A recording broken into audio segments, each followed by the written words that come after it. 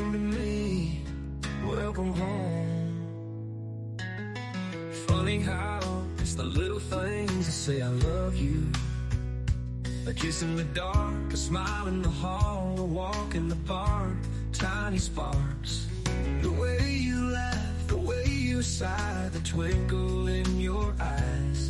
Do you remember just when you let me in? Do you know what it was that made us more than friends? Was it the late night talks, the sunrise walks, just the way we clicked from the start? Do you even remember just what it was that made you say, I do forever and a day? Heart and soul, flesh and bone, you are everything to me. Welcome home, welcome home. Looking back over the years, the laughs, the hugs, the pains, the tears, our joys and fears, building a life from dreams and trust. Every moment, every breath, living in love with no regrets. Remember the road trips, the midnight calls, the times we stumble but refuse to fall. Every memory is a treasure we hold, a story we've told. It's why you call me honey and I call you babe. This is the home we've made, and it's never getting cold. Do you remember just when you let me in? Do you know what it was that made us more than friends? These days it's hard to say where I end and you begin. I know you won't ever forget that you are the beat of my heart. We've been through the seasons, the highs and the lows, but every step we've taken, every path we've chosen shows that this love is forever, etched in time. Two hearts entwined in rhythm and rhyme. Heart and soul, flesh and bone, you are everything to me. Welcome home, welcome home.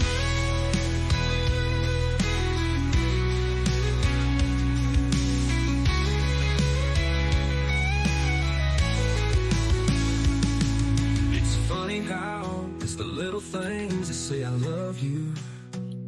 A hug on the way out the door, that look on your face when you have something to say, and the way you grab my hand when you want me to stay. The mornings we share over coffee and toast, the quiet moments, the ones I love the most. I know you'll never forget that you are the beat of my heart. Heart and soul, flesh and bone, you are everything to me. Welcome home, welcome home.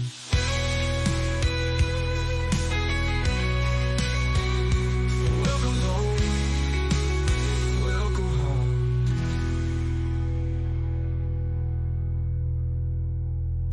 Hey, dude, I hope you guys can hear the song that I'm playing just now. I haven't actually tested to see whether or not it's running properly, although I do believe it is.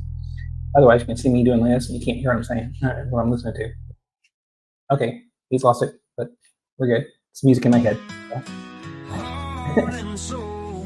Hey, it keeps going. No. Well, okay. Send me in a comment so I can tell whether or not you guys can hear that. I don't know. All right.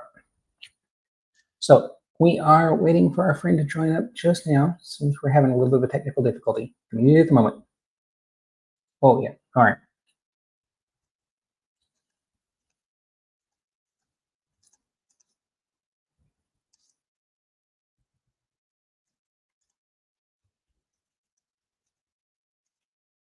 All right. Let's see. I think we got him.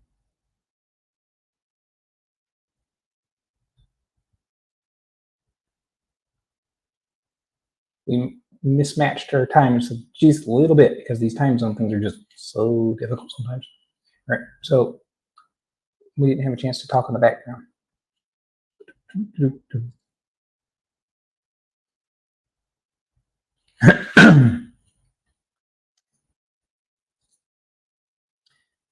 However, this time it seems our friend will be joining us, so we'll get him connected.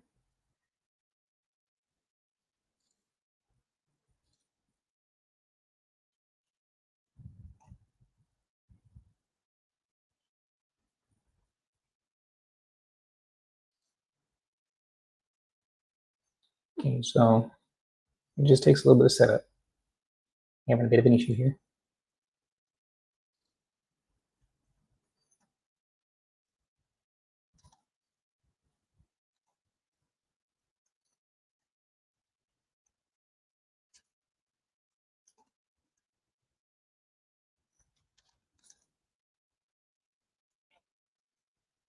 Okay. Still talking through. Yeah.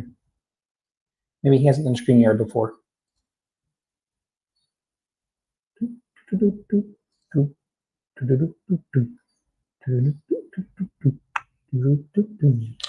Now, so for introduction, this is Jermaine Todd, if I'm pronouncing that correctly, and I do believe I am. We're going to meet up with Jermaine Todd. He is an associate of Larry Pringle's. And we're going to talk today about his journey through health and strength building. He's like a pro bodybuilder. We're going to have lots of fun on this one, I'm sure. Just got to get connected.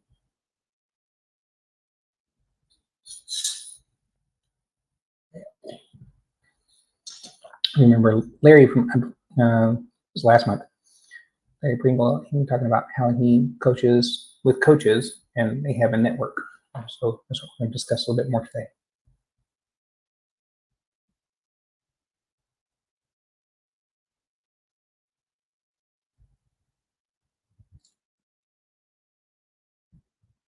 Hopefully. Still trying to connect on that. Okay, we got him on the backstage now. Cool. All right. Just gonna let him in just now. Here we go. Add to stage, and here's our friend. What's going on, man? Hey. What's up, bro? You doing all right? Nice to see you. Yeah, looking good. Likewise. Myself, not bad. Appreciate cool. You bringing me on, man. I'm sorry about the inconvenience of the time and whatnot, but I guess it's better late than never. Right? Not a problem at all, man. Sorry. Sure. I hope some of my friends are still here on to see, but looks like some of them pop in and pop out, so you never know when they're coming in. Good deal. It's my first time really using StreamYard before, so I was trying to get acclimated to it a little bit. It's all good, though. I thought that might be the case. Usually I try to do some background stuff before we get connected, but yeah. I might actually start having to use StreamYard because I go live on Mondays on my Instagram, and I'm trying to figure out a way where I can use, or maybe use StreamYard where I can go live on Facebook, Instagram, and maybe potentially YouTube all together at one time, so I can have everybody from every platform hop in. So I'm thinking about maybe StreamYard might be the platform to do that. It's a good platform for you. You have to get the pro version to be able to connect all those different dots, but it does work. Okay. I'm gonna have to do that now. Look into that. All righty. So correct me if I'm wrong. Jermaine Todd. Yes, sir. Yes, sir. Yes, sir. A lot of people call me JT, but yeah, my first name is Jermaine. Last name is Todd, and so a lot of people just call me JT. But yeah, you got it right. All right, awesome. So JT, yes, sir. How you been, brother? Not bad, man. I had a little injury last week that I'm kind of battling back from. I tore both my hamstrings Wednesday last week, so yeah, it's kind of unfortunate, but I'm a big believer in everything happens for a reason. So it gave me some time to focus on some other things with business. It kind of sat me down for a while. I had to kind of be out of commission for a little bit, unfortunately. But outside of that, I'm doing well. I'm in a good headspace. But yeah, I was battling back from that injury that happened last Wednesday. So it's been about a little over a week now that happened. So I'm back walking again. I went and saw the doctor Friday. They don't think I'll have to have surgery, thank goodness. So that's a plus. So I'm just grateful, man. Grateful that it wasn't worse than what it was. But outside of the injury, man, I'm blessed and alive and well. I can't complain. How'd you manage that? What were you doing when you injured that? What I did was I had a leg day at the gym. Oof, leg day. I was doing some squats, heavy leg presses, and some extensions. And what I did was after I went and did some sprints outside, and that's what happened. So I was doing like 4 or 5 passes, just 100-yard sprint. And on the last pass, which was the 5th one, the first 4 felt fine. The last one, I was just trying to drive a little harder. I was really driving my knees up a little higher, really giving a little more push than I did on the first 4. Just trying to leave everything I could, on the last one. And I think I got probably 30 yards in. And I felt the left pull first, or tear. And then immediately the right leg came up, and I was really driving really hard. And then the right one tore a little bit, but the right one wasn't as bad as the left. So the left one was definitely a lot worse. So immediately, man, I hobbled to the car, um, came home, jumped right in the ice bath for like an hour, and then I just iced it the next 3 to 4 days consistently, and used some ibuprofen and whatnot to keep the inflammation to go down a little bit. That helped a little bit subside some of the swelling. But so right now it's just discoloration, still bruised a little bit, but like I said, man, things happen for a reason. So I'm not complaining. I'm just using this time to get some other things done. So I believe everything happens for a reason. So complaining not really solve anything. So I'm trying to do that. You know what I'm saying? Trying not to complain. Wow. Yeah. So unfortunately, what happened? Yeah. So we were trying to get connected I believe it was last week. Yeah, last Saturday, I think it was. Yeah, we were talking. Yeah, it had happened. Yeah, it happened prior to that, and I just hadn't said anything about it. And so when people see me now this week, and they kind of see me like, I'm back in the gym. I went back Wednesday, so I took a week off. That was the hardest week, man, to take off. Was 7 days not doing anything. I didn't leave the house for 7 days, but I went back in the gym just doing some light upper body stuff. And people were like, man, you never said anything about it. I didn't post about it or nothing like that. I'm a big believer, man, and like nothing bad happens to me, everything's all about perspective. And so I just try not to speak negative things and put negative things out there. So I just, a lot of times we all go through things, I just don't feel like we have to broadcast and really regurgitate negativity over and over. So for me, that wasn't, I'm not gonna say it was a negative thing, but it really wasn't a positive thing per se. So I didn't want to keep putting it out there more and more. So what I did was I wanted to focus on the healing process more than reliving the injury over and over again. So I didn't really speak about it. So I just kind of did what I needed to do, took the time off. And so it'll probably be about 4 to 6 weeks before I'm kind of back to normal when it comes to lower body, activities. But, I'm back in the gym doing what I can for right now. So I think that helped me with the recovery process, doing some movements and keeping the blood flowing and whatnot. I think that's important. So for sure, do what I can until I can do a little bit more. So, but like I said, this time I'm taking off, it give me time to focus on some other things. So it's all about perspective. Cool deal. Everything's about Speaking of perspective, what is your usual perspective on considerations of like diet and stuff? We're a carnivore concentric channel around here, so that's kind of what our focus is diet and movement and stuff like that. So I was curious about because we hooked up through Larry, and he also works more towards the high protein side of things. I was curious about your perspective. Well, initially, so I come from a background of bodybuilding. I was professional for about 8 years, but I competed like total of like 16. So I just recently retired. Probably it's been about almost 2 years now, about 2 years. So when I was doing that, obviously I was a very big advocate of doing high protein, obviously, because in order to get the hypertrophy and get the muscle growth that we're looking to get in bodybuilding, obviously you need to make sure your protein content is at a certain level. But now that I'm not competing and I'm not really planning to compete anymore, I'm not gonna say never, but I'm 36. I still could come back if I wanted to, but I just don't have a desire at the moment to come back. So as of now, I eat maybe twice a day. So I was going from eating 6 meals down to like 2. I fast every Saturday to Sunday for 24 hours. So I was doing a lot of that to bring my weight down. I dropped like 55 pounds since I retired. So a lot of that was to get some of the weight off of me. And I didn't really need to be as large as I once was. So my protein content now is nowhere near as high as it used to be. As of right now, I'm doing basically just fish is the only meat that I consume. And it's been about 120 days now I've been doing that. So I've done the vegan thing before. I felt like it was hard for me to maintain size and keep my strength the way I wanted to a certain degree. So I did introduce meat back into my diet. But I also understand now I have a different perspective on that than I did when I was competing. When I was competing, I ate for the conception of what I needed to look like. That was my main objective, was I need to look a certain way. So in order to get that look, I had to eat a certain way. Now that I'm not doing that, eating that much meat and protein no longer serves me. So I usually only eat about 1 or 2 meals a day right now, just because that's really all I need to maintain kind of where I'm at right now. I'm about 204, 205 at about 5'7". So for me right now, this is a decent weight for me. I don't use any PEDs as of right now. It's been probably 2 years since I've actually used any type of performance enhancement. So for me, I just don't really have the need to have the protein consumption as high as it once was. But I think it works for some people. I definitely think that you stay leaner doing that for sure. But I will say I've been doing more studies lately, and there's a lot of theories out there that we don't really need meat to really sustain life. And so as I've become more, probably recently within the last year or two, become like more spiritual, I have a different perception of meat consumption than I used to. So it's definitely something that I've been not struggling with, but just entertaining different perspectives on how people think about meat consumption and how people think about, non-meat consumption.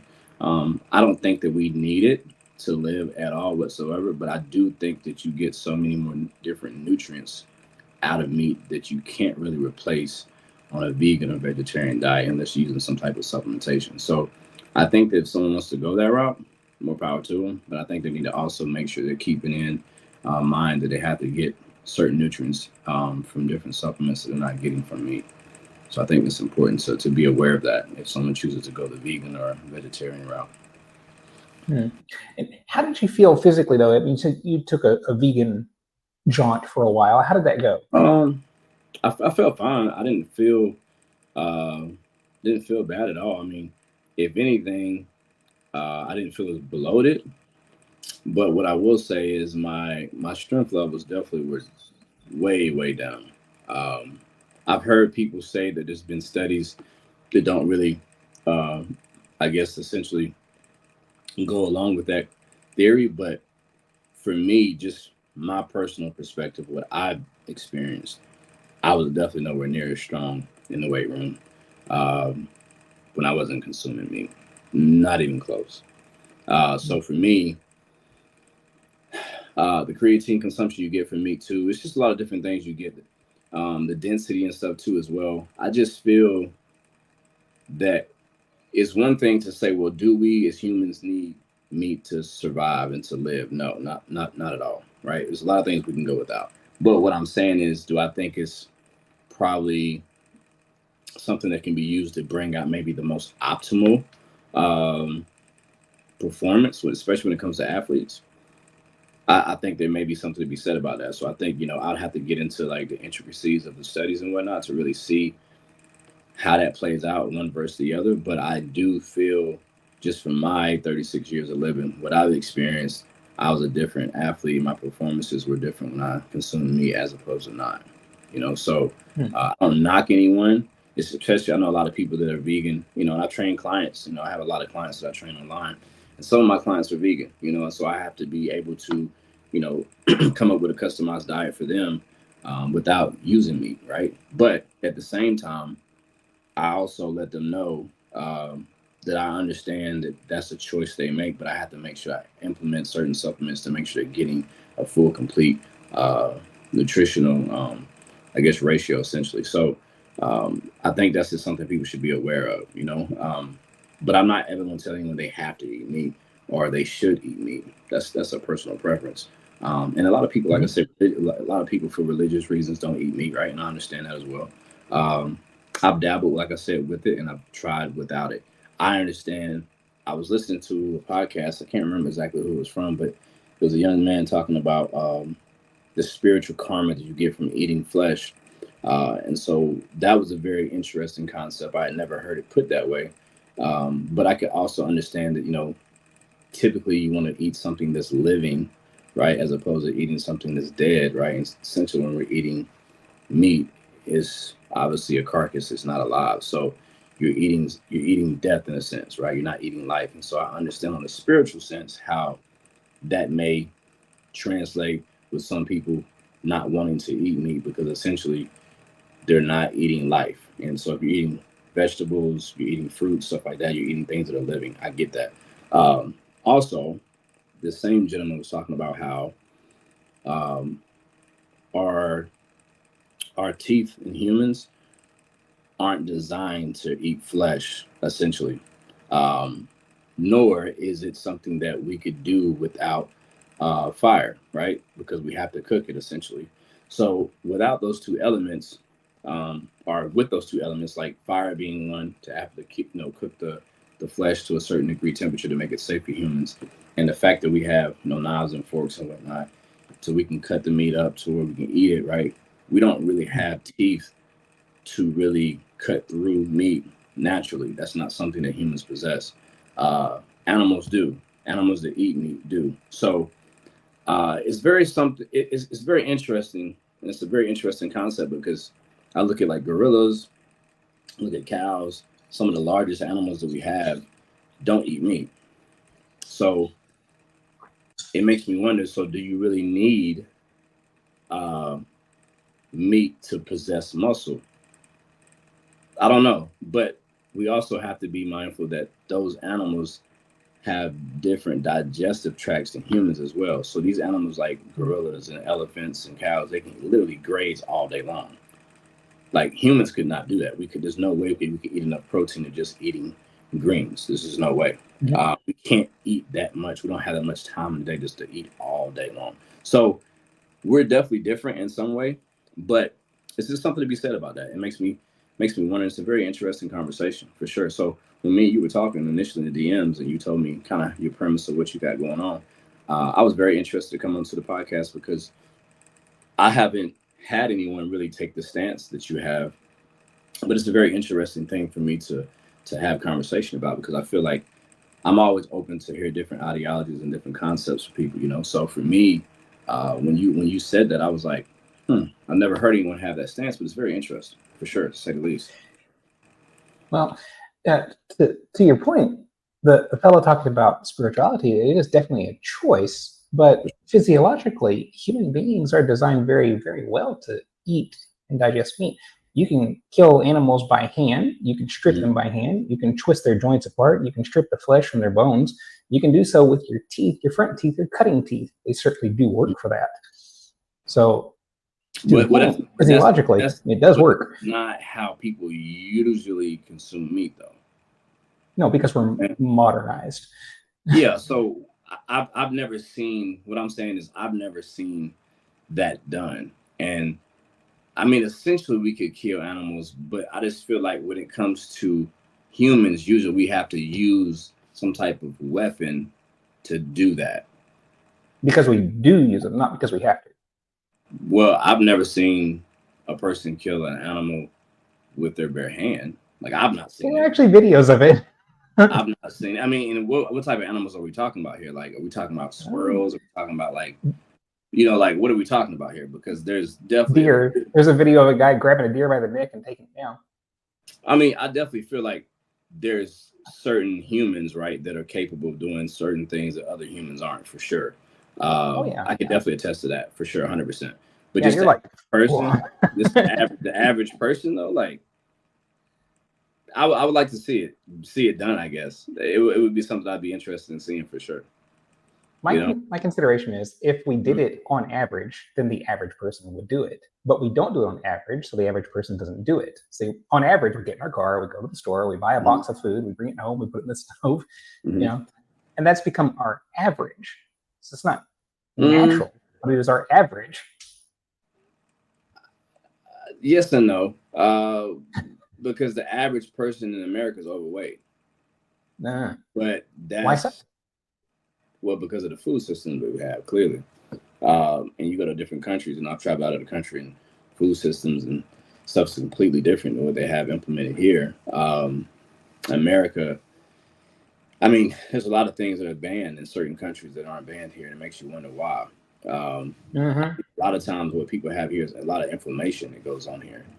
I think really essentially is what happens. A lot of people have swelling and the inflammation. I think that's really what causes people to be morbidly obese. I'm not saying that they're not consuming higher fat contents, because they are, right? But we all know that usually carbohydrates is usually the primary energy source, and when that's not utilized, as we know, the human body stores it. And so if you're not using those or in a form of access to get rid of those, then essentially you're just storing fat over and over and over again. So over time, you have people that become more and more and more overweight. So and then like we said earlier, the average human doesn't have to hunt for their food. Nowadays, you can literally like order on your phone and it can be brought to your You house. don't have to go out. So you go back to maybe 200 years ago, that wasn't a thing. You had to literally, what you ate was what you killed and hunt, so or gather, whatever it was. So I think there was a different reward system too back then, and I think that's why people overeat now, because most of us are, I say most, the average.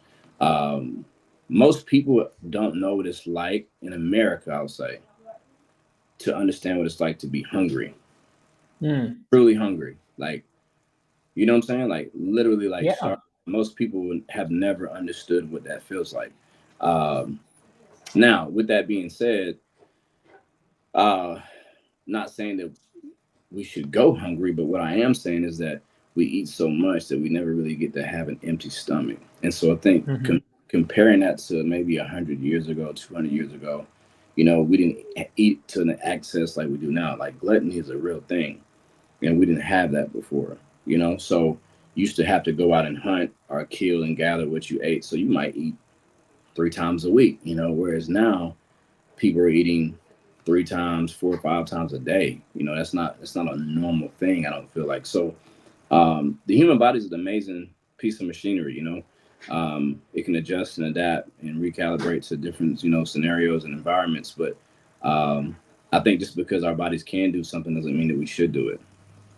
Amen to that. Yeah. So and that's personal preference. I get that. Everybody has their own perspective of that, but this is my 2 cents on it. But I was curious about the structure that you have set up with Larry, because I know that you guys are working together to accomplish something. Could you detail that a little bit for us? Yeah, so I initially met Larry about 2 years ago now on a podcast. I was invited from a friend of mine that I knew.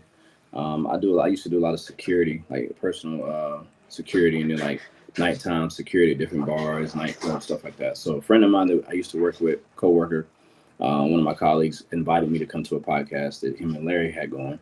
I met Larry through him, and so me and Larry started kind of forming, I guess, essentially like some type of friendship, right?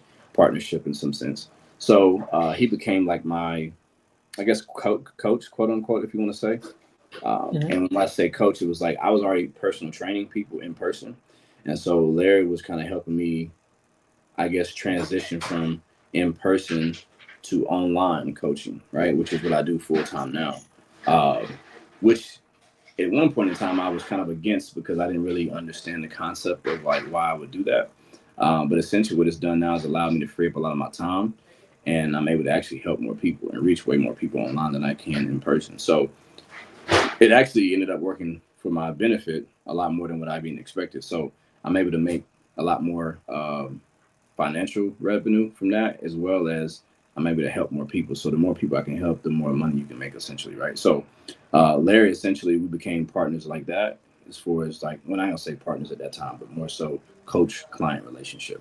Once that kind of transpired for the first maybe 6 months or so, me and him really got close during that time and really started speaking a lot more often. We started having conversations, coaching calls, stuff like that.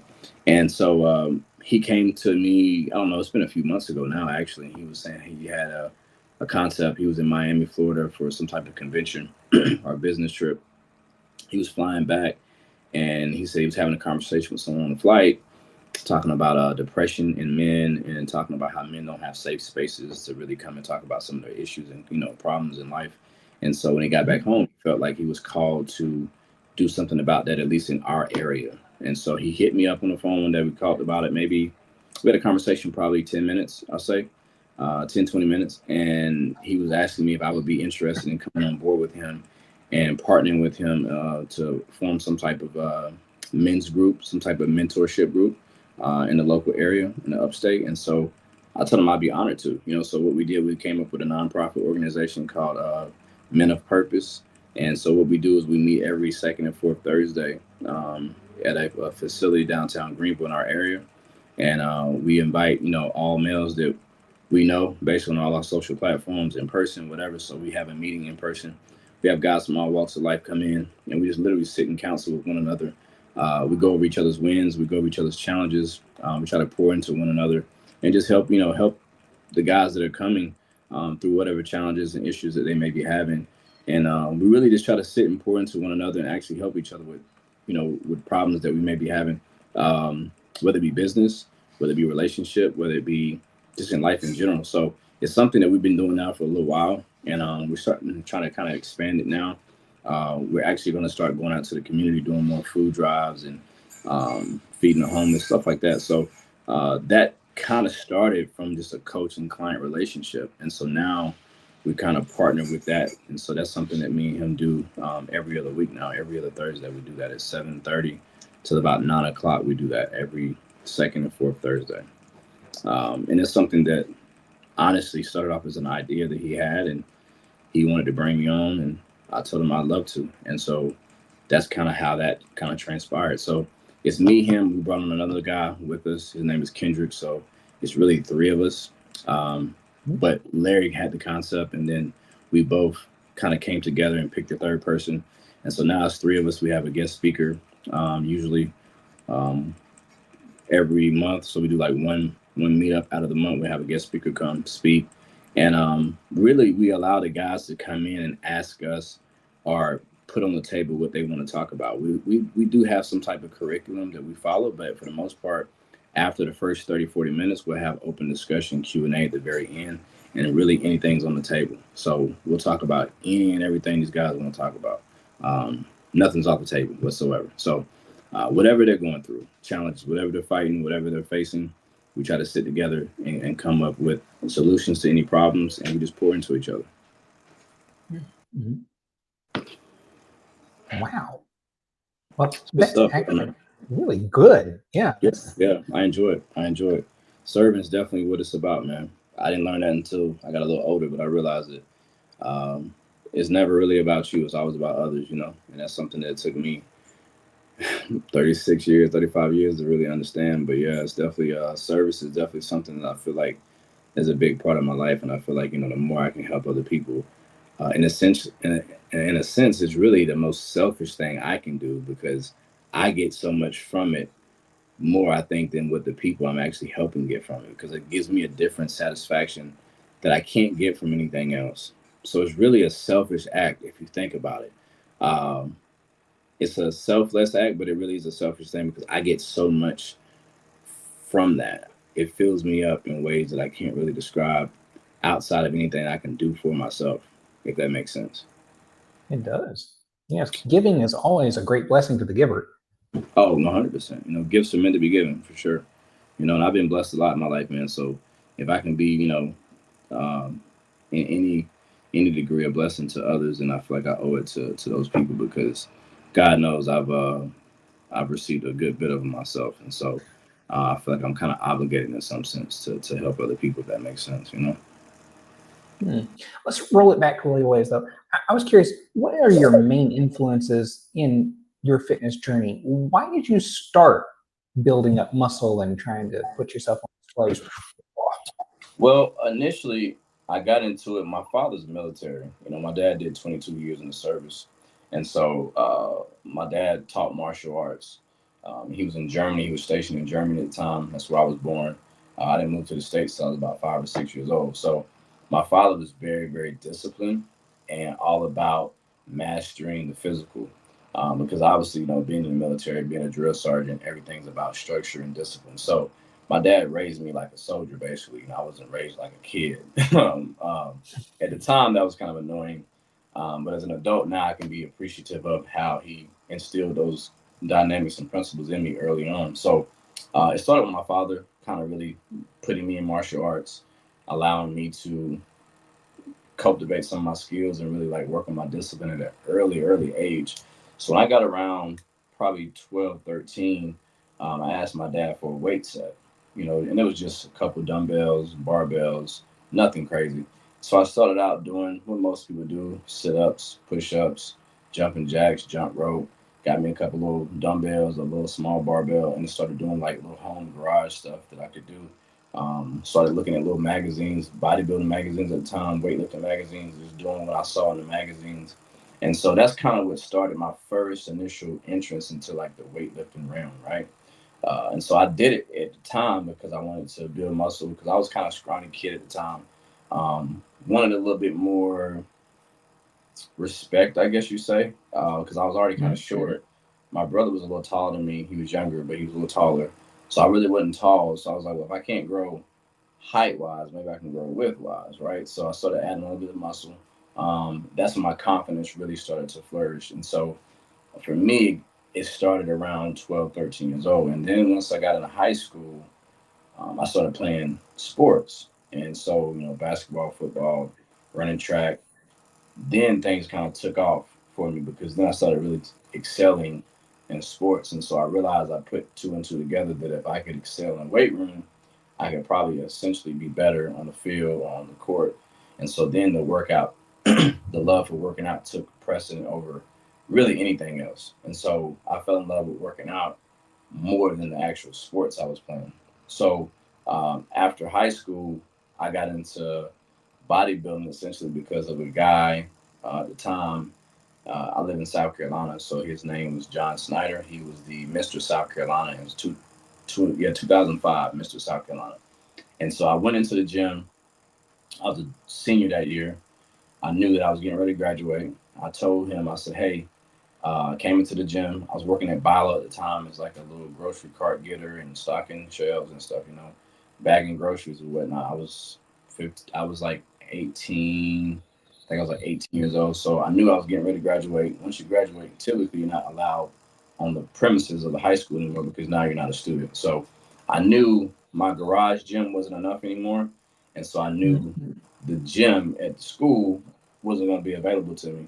So I needed to find an actual gym that I could go to and start working out at. So I went into a gym one day, just walked in, told the guy I didn't really have a lot of money, but I wanted to get a membership. So he said, well, I'll tell you what. He said, I'll give you a free guest pass for a week, 7 days. You can try out the place and see how you like it.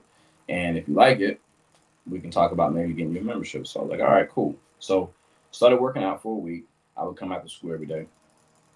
This was when all my sports were over at the time. So I didn't have any sports going on. So I worked out 7 days. On my seventh day, he asked me, how do you like the gym?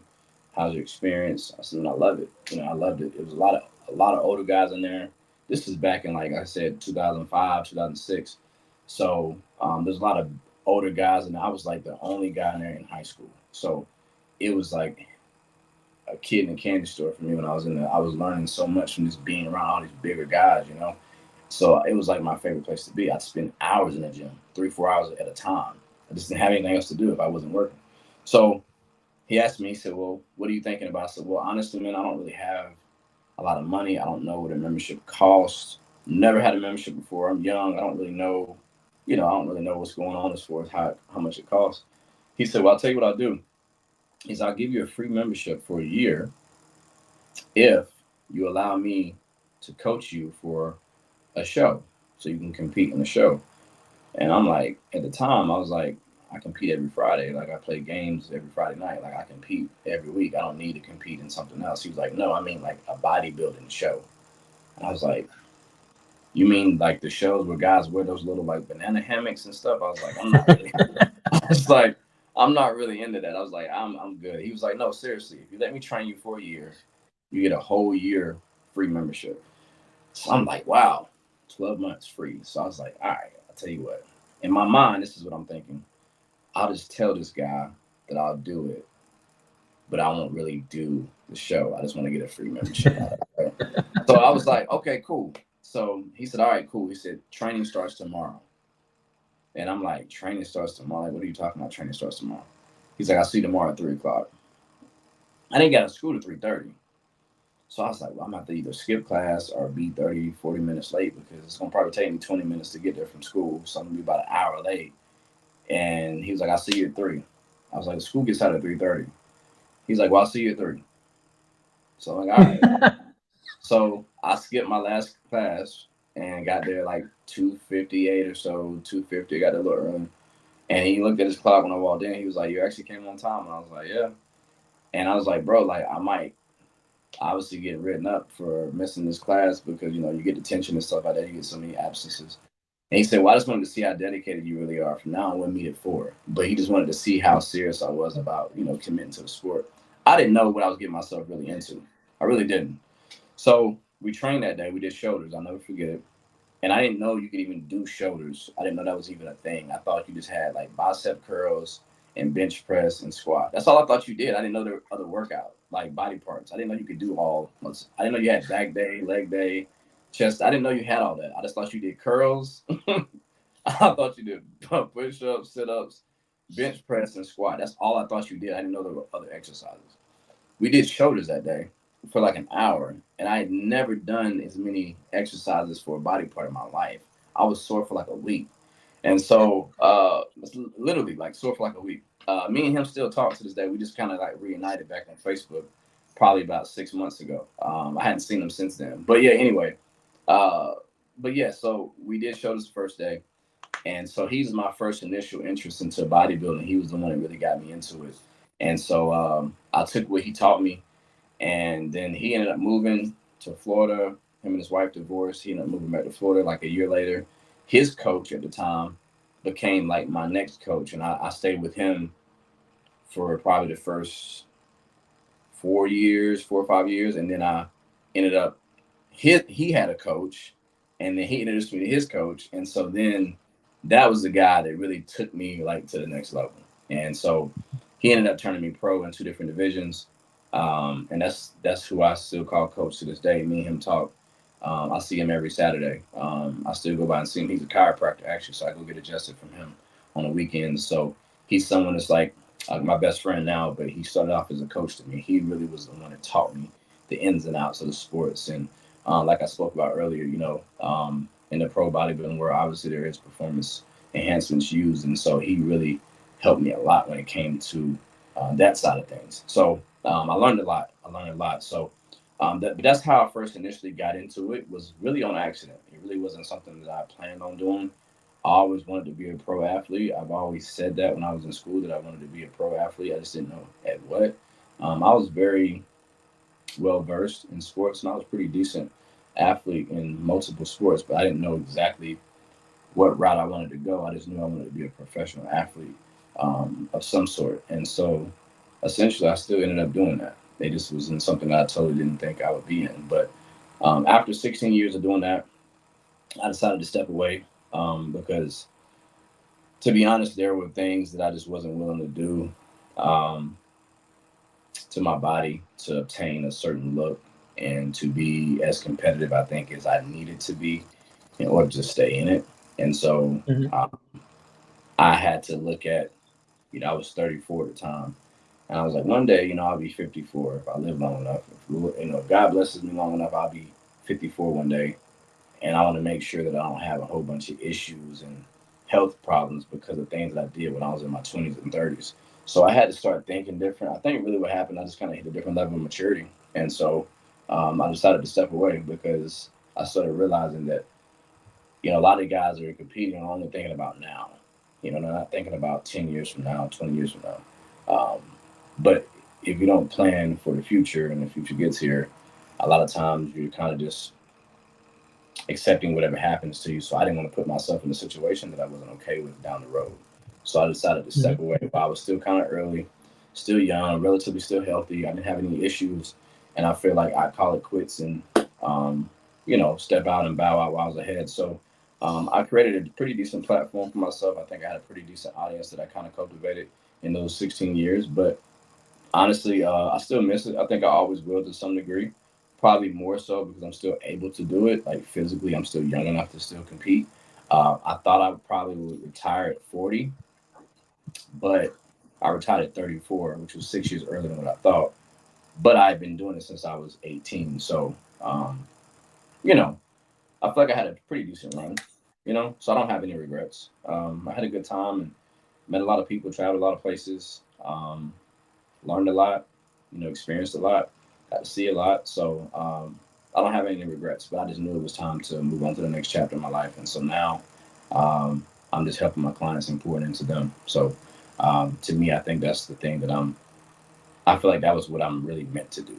I thought I was meant to be on a stage and be like, look at me, and I thought that was what I was meant to do. But I realize now that was just a stepping stone to get me to the next level in the next phase of my life. So that was something that allowed me to build an audience, learn the information I needed to be able to now help other people. And so I realize now this is really what I'm really meant to do, not what I was doing, if that makes sense. But I couldn't It have done does. what I'm doing now if I didn't do what I did before. So it all worked together. It had to happen the way it did. But I'm thankful that I had the experience and that I'm able to help, people that are coming up behind me trying to chase their dreams. So, but yes, I got started, man, by accident. So, Believe it or not. how do you feel about that though? Sports generally, especially at that level, you have to be performance enhanced. Otherwise, you're not actually in the same competition, right? Agreed. So, what do you think about that? Enhanced versus non-enhanced. How did you feel during that time of your life, and how do you feel now? It's a good question, man. It's a good question. Um, well, I turned pro in two different divisions. I turned pro in the natural division. I competed there for a while, and the competition just wasn't what I wanted it to be. And so then I went enhanced, and I turned pro in that division. Uh, and it's totally different night and day. But I'll say this: it's a choice that each person has to make for themselves. But what I'll say is this: you can't miss what you've never had, if that makes sense, right? Now that I've experienced it, I don't think I could ever compete without it.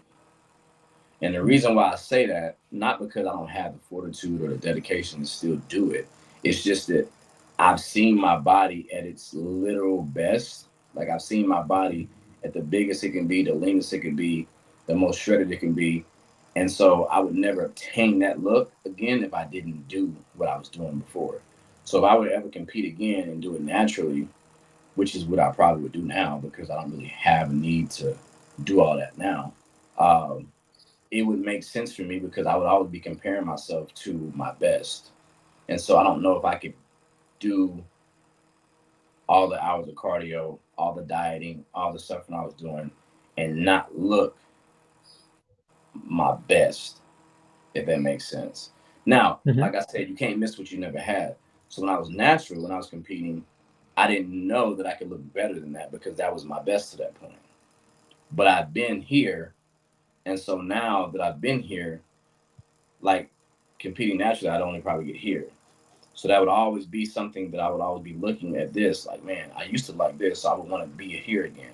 But if I've never been here, then this would just all this would all I will only know this. I wouldn't know this. You feel what I'm saying? So in some sense, uh, it kind of taints you in a sense because now you're able to do things that normally you can't do naturally. You just can't, right? Physically, your body can only be so big, only be so strong. So once you taste that, it's hard to go back. But as far as just sports in general, um, I think to some degree, man, as long as you're paying people and money is at stake, people are always going to use because it's going to give them an edge. And if you have an edge, usually you'll probably do better. And if you do better, usually you get compensated for that. So as long as money is the payout, I feel like it's always going to be there. Now, I think that it should be an even playing field. I think people that are enhanced should be competing with people that are enhanced, and I think people that aren't should be competing with people that aren't. I think it should be, it should be together. You shouldn't have someone who's not natural competing with someone that is. To me, that's just cheating, right? But if everyone's doing what you're doing, then it's not cheating. You see what I'm saying? Mm-hmm. So, but my personal opinion, how do I feel about it? Uh, I mean, let's be honest. Like, we all want to see more, bigger, faster, stronger, right? I had a DVD documentary out about that at one time. I think everybody wants to be bigger, everybody wants to be faster, everybody wants to be stronger, and everyone paying to come see the athletes compete want to see them faster, they want to see them stronger, they want to see them bigger, and they want to see them hit harder, and they want to see them jump higher and run faster, like we all do.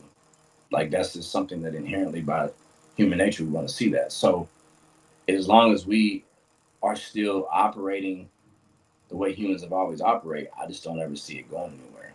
Personally, I just really don't. Um, and then to answer the other part of the question, how do I feel now compared to how I felt then? If I'm being honest, uh, I'm a lot more mature now than I was when I was competing. So I have a different stance on things now because I'm just older, right? But what I will say is it does, well, I'm not going to speak as a blanket statement. I'm going to speak for myself. All right. So I'll say for me, it did change my mannerism a little bit. And it did change my um, confidence in some sense because you have like a little extra help. You just, you know what I'm saying? Like you just know, like for instance, like when I'm benching 400 pounds, I just have a different level of like grit that I just know that I got this extra help as opposed to like now doing it. Like I still know that I might can still do the weight, but it doesn't feel as light and I don't feel as strong, if that makes sense. So the confidence is something that the morale is boosted when you're taking enhancements. It makes you more of what you already are, right? I'm a very confident person by nature. It made me a more confident person, right? And obviously, you're stronger. So it affects your mood, it affects your mentality, it affects your confidence. It does because like, I'm stronger. You start kind of feeling yourself a little more.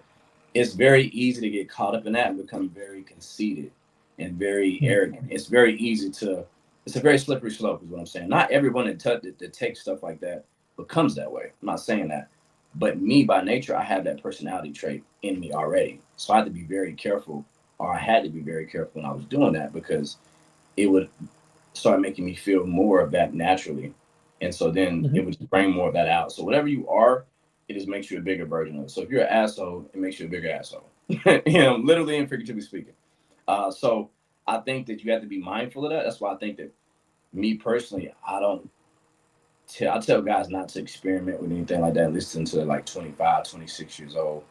Um, Males especially, because mentally you're not really fully developed until you're around 25, 26, sometimes 30 years old, really, for a lot of males. So until you really understand the concept of what you're really putting into your body, putting this foreign substance into your body, and how it really can make you respond, I think you should really wait till I think the longer you can wait, the better, if that makes sense. I think that it does have its purpose. I think that guys should wait until they absolutely feel like they need either higher testosterone or need some type of help. But guys that are 18, 19, 21 years old that want to take this stuff, they come to me and ask me questions. And I just can never co-sign it because I'm like, bro, you don't really need it at this age because your test levels are through the roof anyway. At 21, I remember being 21, like I didn't need any extra help, So um, I don't recommend guys doing it until they at least hit around 25, 26, 7 years old. I just, as a rule of thumb, I think if you're under 25, you're just entirely too young. You probably don't really need it. You probably haven't maximized your natural potential yet. And so uh, I feel like if you start your foundation off on that, then you don't really have anywhere else to go. Whereas me, I didn't start until I didn't use my first enhancement until I was 27. So from 12, 13 years old up to 27, I never touched anything. So I had all these years of building my own foundation on my own. And then once I added that in, it was like a boost. But my foundation wasn't built off of that, which a lot of guys nowadays, that's the first thing they start doing is they go get a membership, then they start taking performance enhancements right away. So I don't really agree with that. But then again, like I said, these are just my personal opinions, and this is how I feel about it. This is because I have experienced it and I have done it. So I feel like that kind of gives me the right to speak about it. But a lot of guys don't talk about it openly. I know a lot of guys that won't ever admit that they did. Why is that? I guess there's a negative connotation that comes to it, you know. And I understand to some degree if somebody, you know, somebody that want to put their personal maybe business out there. I was just always raised, if it's something I'm hiding, then I probably don't need to be doing it. And Yeah. so I've always just been like, I stand on business. I mean what I say what I mean. So like, I make my decision based off of what I feel for myself, and I stand by that decision. And so, obviously, I wouldn't out there broadcasting it, but if someone were to ask me, then you know I would be honest, you know. But at the time, I was 5'7", 250. Like that's not normal anyway. So I feel like you can kind of see it without really having me tell you. 5'7" at 250, that's pretty large, you know. So, and I'm walking around at like 9-10% body fat. It's not, you know what I'm saying? Like, Yeah, it doesn't sound natural. yeah. So it's like, you know, I could lie, but then it's like, then you would look at me like, okay, he's just lying. So Right. usually when I would tell people, when they would ask me, and I'd tell them, yeah, I am, they were kind of, you know, taken back because they were surprised because most people lie. And so then I had a different sense of respect from people because they're like, okay, this guy's at least honest.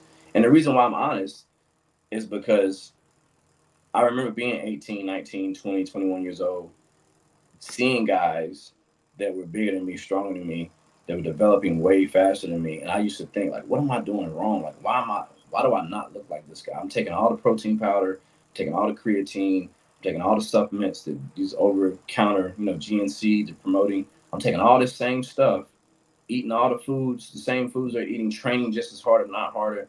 And I just never had that same look. And so I thought that I was doing something wrong. Well, come to find out, there was something that I just wasn't doing, which was what the enhancement part is. And once that started, then things just took off. So now I was like, oh, okay. So this is what I was missing, the secret sauce. Once I learned the secret, then I was on an even playing field at that point.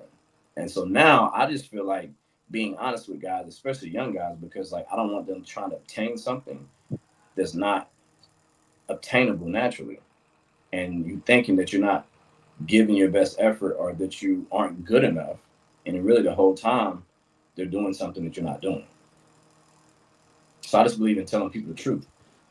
I'm all about truth, bro. I'm all about being honest, standing on what you say, and believing, um, being a man of your word, you know, like believing in what you do and what you say and standing by that.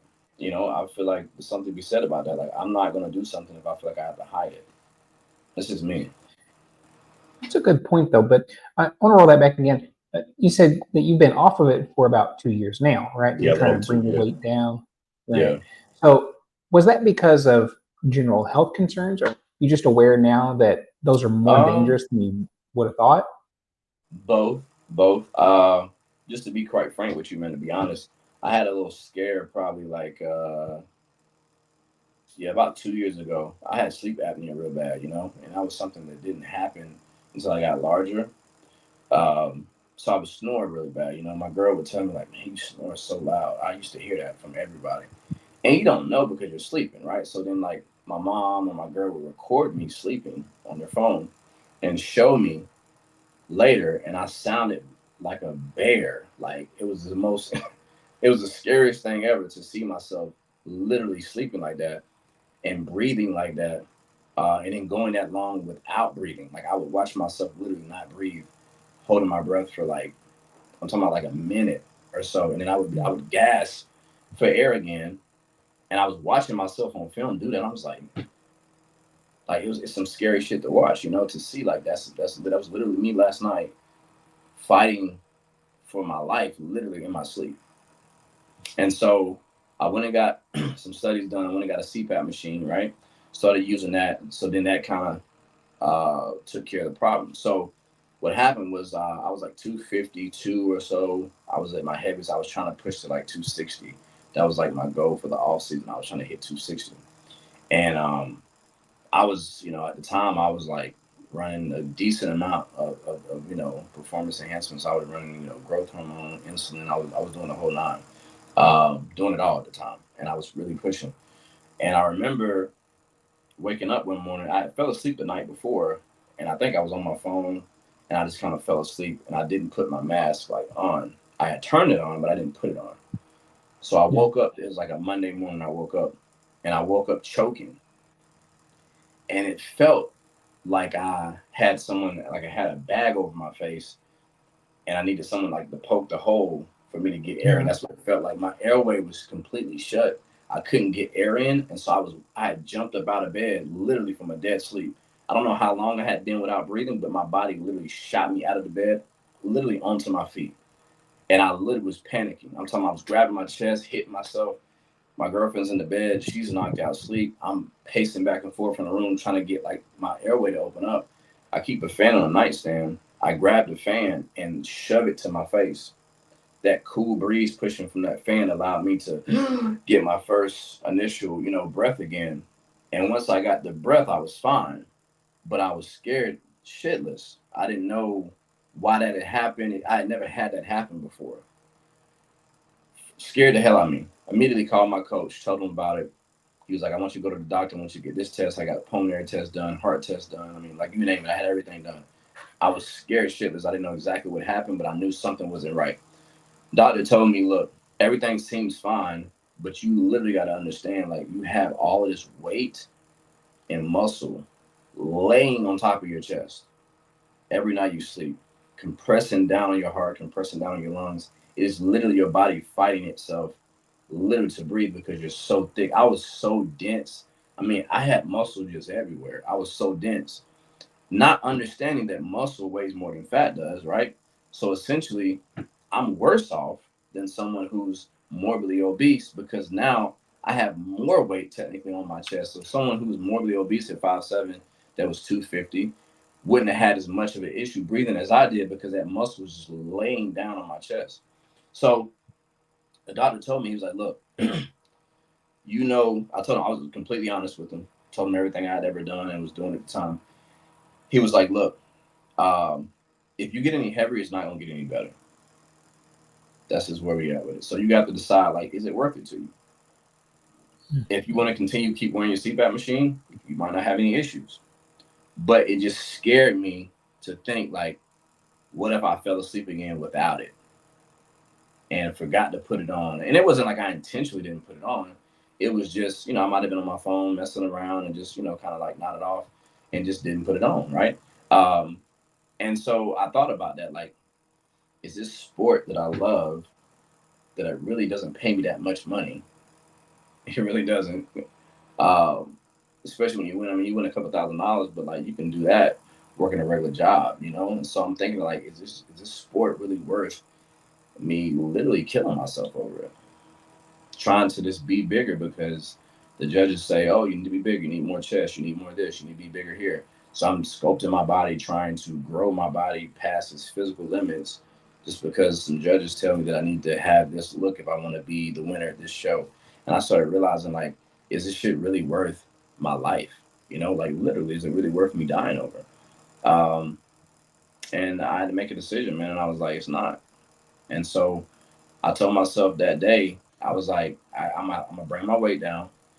And so what happened was, a friend of mine, we were getting ready to go to the Olympia, which was in October, usually September, October time.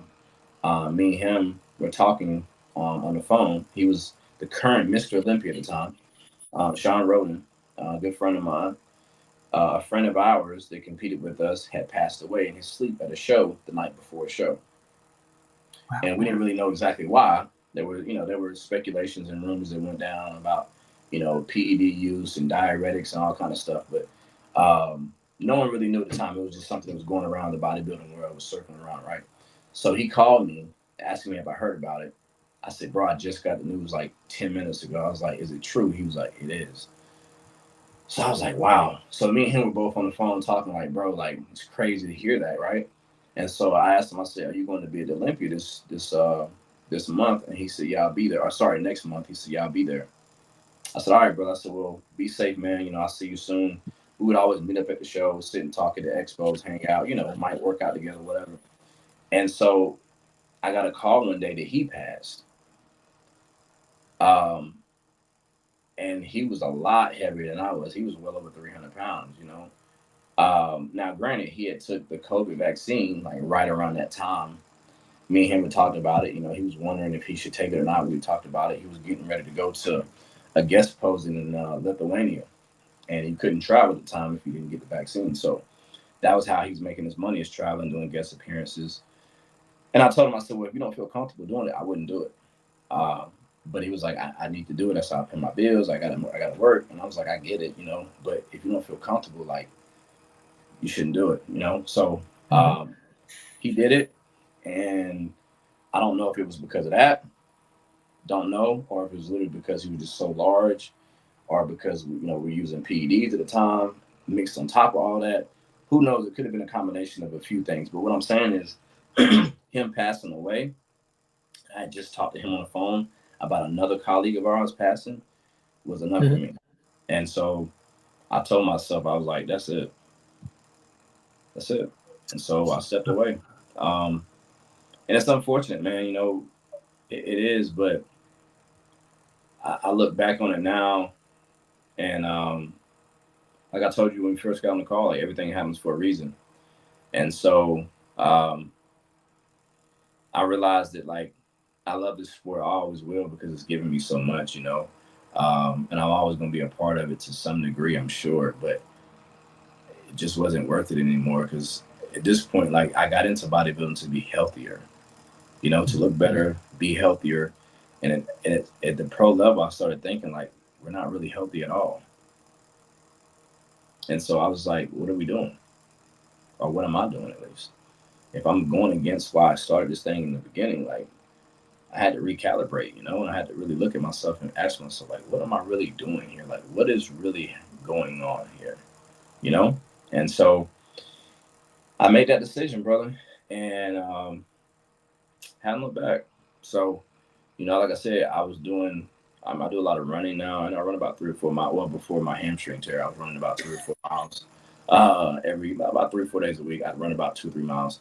And I was doing, you know, like I said, I fast every Saturday for 24 hours. I've been doing that for a little over a year now. So I was just doing that to get some of this weight off me, you know. And so I feel a lot better now. My ego isn't as big, you know, but that might be a good thing. You know what I'm saying? So that took a hit at first, and I'm gonna be fully transparent, man. I was depressed for about the first 6 to 8 months, man, stepping away, because literally my whole life, man, I've been known for what I look like my whole life. And so my identity, I thought, was in my physical appearance. And I quickly found out, once I embarked on this spiritual journey, man, that I'm not my physical body. And I'm so much more than that. And all of us are. You know, and I realized that we are spiritual creatures having a human physical experience in this physical realm, but we're not our bodies. And so I realized that I had so much more to offer than just my physical appearance. And so that's something that I never would have gotten to if I didn't step away from that, because literally this sport is a very vain sport. It makes you very conceited. You're focused on yourself all the time. You're focused on what you look like, your appearance. You're always in the mirror. It's vanity at its finest, you know. And I'm not knocking the sport. I'm just saying it's the facts. What your worth is based off of what you look like. It is simple as that. So when you're so consumed on what you look like, you become vain. You don't even understand and realize that you're doing it. You know, and so people tell me now, like, man, you're so different. You're so different. And I think it's because I'm not so consumed with myself anymore. You know, and when you're at the pro level, you're trying to be the best or one of the best. You literally, that's all I cared about. I was just focused. I was so narrow minded, so focused. You have to be, when you're trying to be the best at something, you have to be focused. You do. And so I didn't realize how it started bleeding into other areas of my life until I stepped away. You know, it's almost like the analogy we talk about. Sometimes when you're too close to a photo or a picture, you have to step away from it to really get the full view of really what's going on. When you're too close to it, you can't really see what's going on. You have to step back and you really get the full picture. So as they say, you can't see what did it say? You can't see the forest because of the trees or something like that. So yeah, it's kind of the same concept, brother. It really is. So I'll never knock the sport, because the sport didn't make me do it. You know, I chose to do it. But at the same time, I just see so many other guys that are doing it now that are just like I was, and they don't see it the way I see it now until you step out of it. And they won't see it until they retire or they're forced to retire or whatever may happen. And I'm not saying you can't have a great career and step away and make, and be fine. I'm not saying that at all. I'm just speaking on my experience and how things were for me. That's why I stepped away from it. And that's how my transition was for me. Something I can speak on as my own perspective. But yeah, man, that process coming out of that depression and really having to relearn myself all over again, really having to work on my mental, my emotional, my spiritual side of things and not my physical side of things allowed me to really gain perspective, it really did.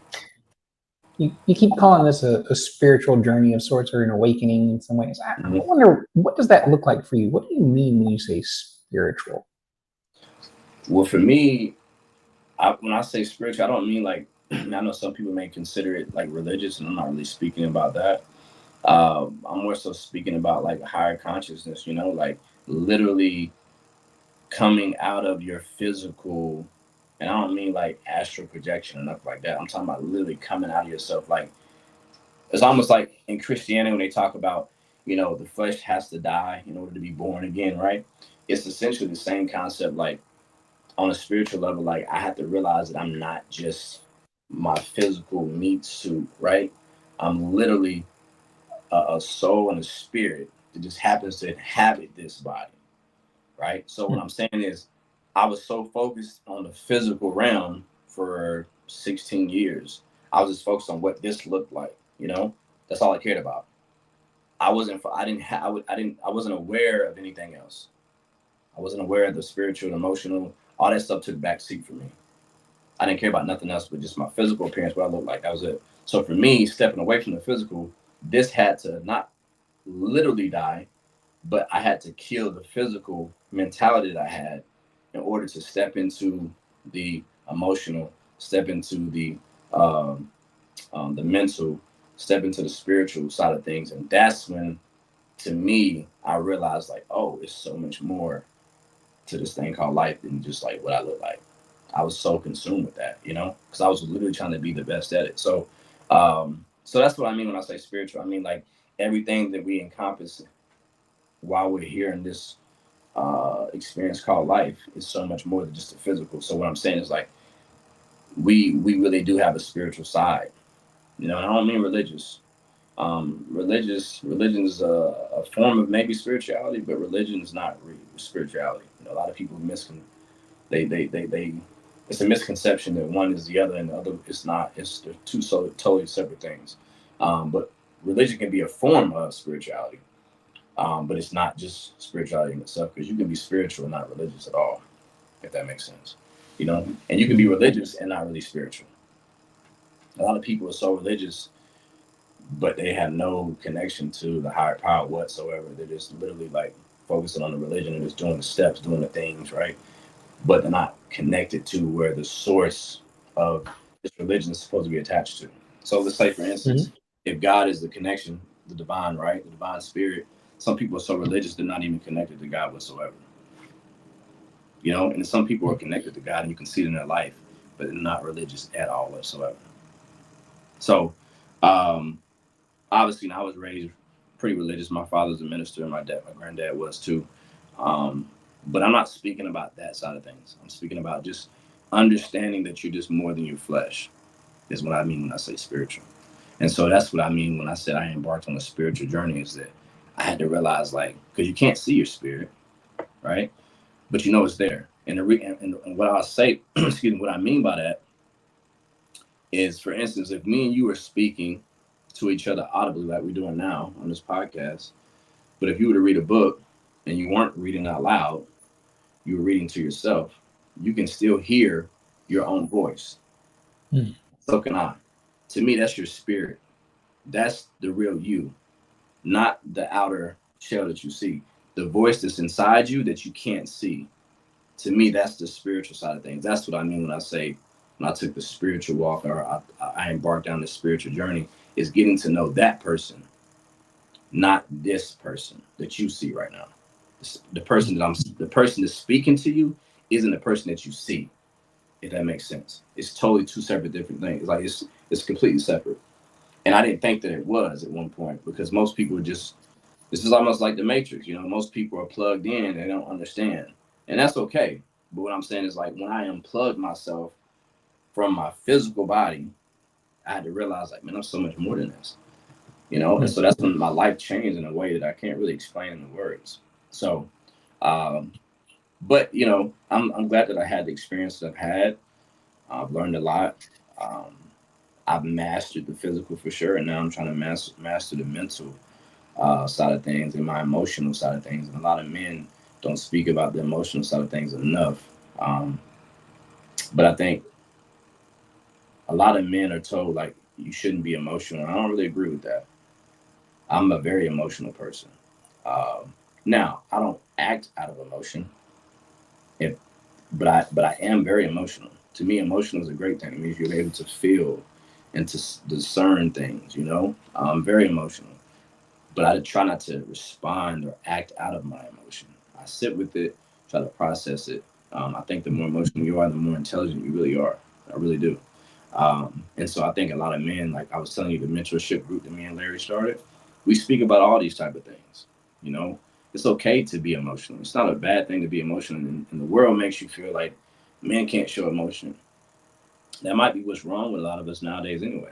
And so then what happens is that stuff festers and it's allowed to grow. And then when it comes out, it usually comes out in the form of aggression in some sense. And so now you have an act of violence or act of aggression that happens, and now you have to deal with that because you didn't deal with it when it first started. You know, so I try to tell guys, you know, deal with your emotions, feel them, process them, sit with them, don't run from it, don't bury it, because eventually it's gonna come up, and it'll probably come up when you don't want it to. So I'd rather you address it in your own time, because if not, it'll come up whenever it's ready or provoked, right, or triggered. So I used to not be that way. I used to bury my emotions like most men do, because you're told, and like I said, my father's military. You got to be tough. You got to be hard. Can't cry. Can't show emotion. And I just feel like that's the first thing from the truth now. I don't think men should be walking around crying every day. No, not at all. But I do think that it's a form of release, and I think that it's something that you're human. You know, like you're not a robot. You're supposed to feel things. You know, and I think that a lot of men are put in like almost impossible positions. I think it needs to be a shift in the narrative, man. It really does, because at the end of the day, that's why we have the mental health issues and crisis that we have now with a lot of men, because they're not addressing their emotions. They're not. And bro, like, we have to understand, like, we're not robots. We're not. We have to feel things. You have to process your feelings, you know, and your emotions. And so that's something that it took me 36 years, man, to really overstand that. I don't say understand it, but I'm not overstanding that concept. So that's a very real thing, brother. It really is. It really is. So that's what I mean by when I say spiritual. That's kind of my explanation on that. That's what I mean when I say that. I like that. I agree. I have to teach my son these things. I tell him, you know, why are you doing what you're doing? Look at what you think. Why are you thinking what you're thinking? You put it in line, look at it real hard, and figure out what it is that you actually have going on. Yes, 100%. I think we really should do more of that, bro. Every every week I try to take assessment of myself and the things that happened the prior week, what I could have did better. You know, a lot of people may make fun, but I have a whole journal, man, that I journal in and I write in. And I write down, you know, the things that I have in my head and I put them on paper. And it's just for me, you know, but I do that because it helps me process a lot of things you have in your head. I think it's important to get it out, you know. And so you don't realize sometimes that you have some of the traumas and things that you have until you actually like write things out, you know. And so I think trauma and stuff too, I think that's something that should be addressed as well. We all have some form of that. And we all handle it in different ways, you know, but running from issues, man, never seems to really be the problem. But I think you really have to look at the root of things. Like you said, like, you know, I struggle, and I'm not afraid to say this, but, you know, I'm very transparent, you know. But when I was younger, I had a friend of mine introduced me to like pornography and stuff when I was like 13 Mm. years old. First time I ever seen it. And that thing had a hold on me, bro, for like shit up to probably like my late 20s. You know what I'm saying? I had to really dig up. I was cutting the branches off the tree, you know, cutting the branches off the tree, but the tree was still there, so it still kept sprouting. So I had to literally get down to the root of the problem. You feel what I'm saying? Like I had to go down to the root of it, realize where it started, where it originated from, and pull a tree up from the root in order to get my freedom from that. You see what I'm saying? Like a lot of guys don't talk about that kind of thing. I'm pretty open book. I don't really care. I put it out there. You know what I'm saying? I'm not. I'm securing myself now. I've done the work, so I can speak about these things, and it don't bother me anymore. You know, because they're not. They don't possess me. I'm not under these spirits anymore. These things are now been eradicated from my life. But at one point in time, I couldn't speak about that. You know, I was running from that Mm-hmm. thing. A lot of times we run to different vices and stuff because we're not really addressing problems, facing them head on. You know, so that's where a lot of time vices come from. And a lot of times people don't want to address that because it's hard, bro. It's hard to do the work. It is.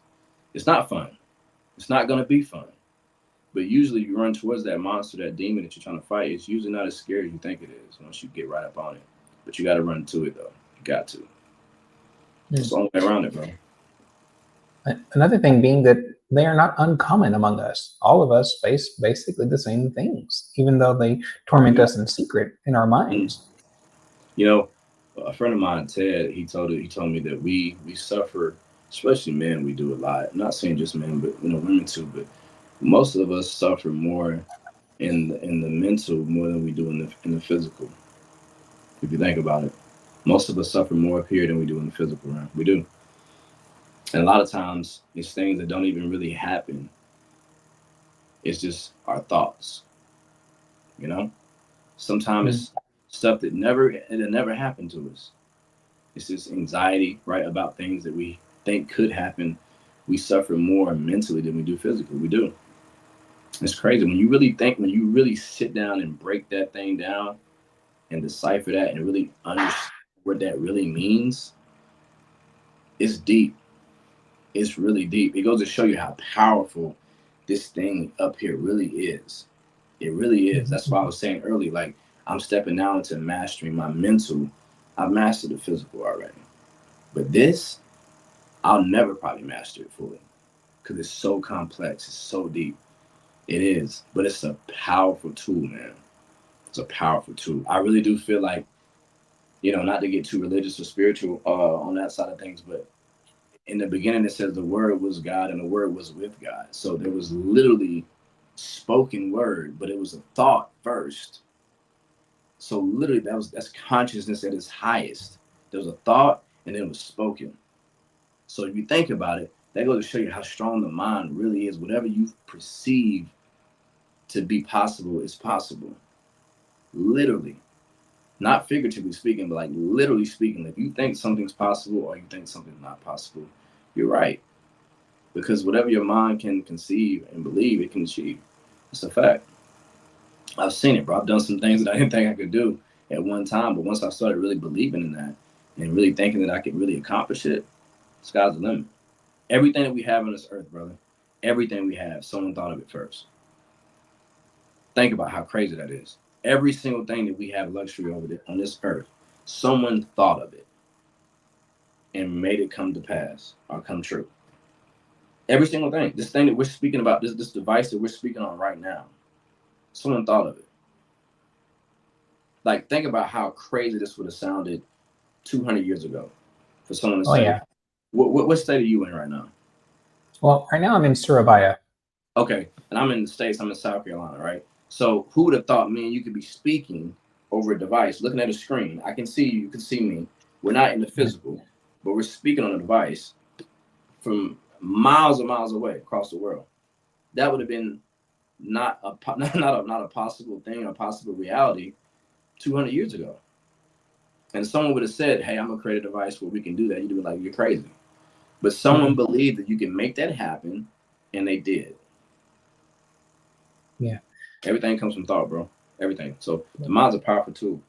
It really is. I remember I remember in the early 90s, I was talking with a neighbor who happened to have an active internet connection. Like, again, early 90s. And they were telling me about how they can connect their computer and download video file. Not video at the time, it was an audio file. I was like, huh, I don't believe it. I don't believe it at all. And I seriously did not believe that at the time. Yeah, I bet. Yeah, it's a crazy thing, man. It really is, bro. It goes. I mean, technology's literally like transformed like the life that we have in ways that like it's crazy to think what's 20 years from now. What's that? What type of technology will we have then? You know. But this goes to show you, man. Like if you really can think about it. I mean, think about this. I think it was the Wright brothers that initially started, making planes first, if I'm not mistaken. Think about how unrealistic that was to anyone that had never seen it or thought about that. Putting someone in an aircraft, traveling from like one location to another in the air.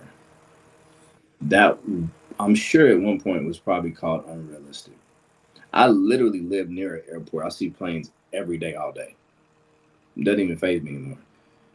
Because literally someone thought of it and believed it enough to make it happen. Yeah. Despite what other people may have said, may have called them, right? Doesn't matter. So that's why I tell my clients, if you believe you can do something, you can do it. Doesn't matter what anyone else thinks. It's about what you believe in your heart, yourself. And if you believe in it, then it can happen. Don't let other people tell you otherwise, I took that stance on things from an early age, I think that's why I've been able to accomplish some of the things I have in my life. I've overcome a lot of obstacles because I just believe in myself. I know who I serve and I know who created me. And if I'm created by a God, then essentially, if you think about it, what can I not do? If God created me, I'm in its image, then I can create things as well. I think that's the whole message that Jesus was trying to preach to people when he came here, is that you have power to do miracles in God's name, but you have to believe. It says you can move mountains, but people just don't believe it.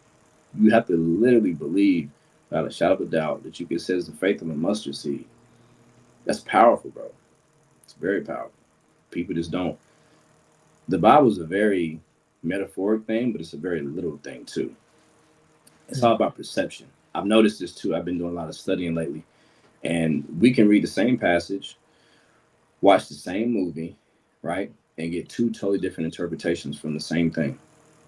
It's all about perspective. And I noticed that I've watched movies now and realize I get a different takeaway from it than I did maybe the first 2 or 3 times I watched it, because now I have a different reference point. I've been through different things.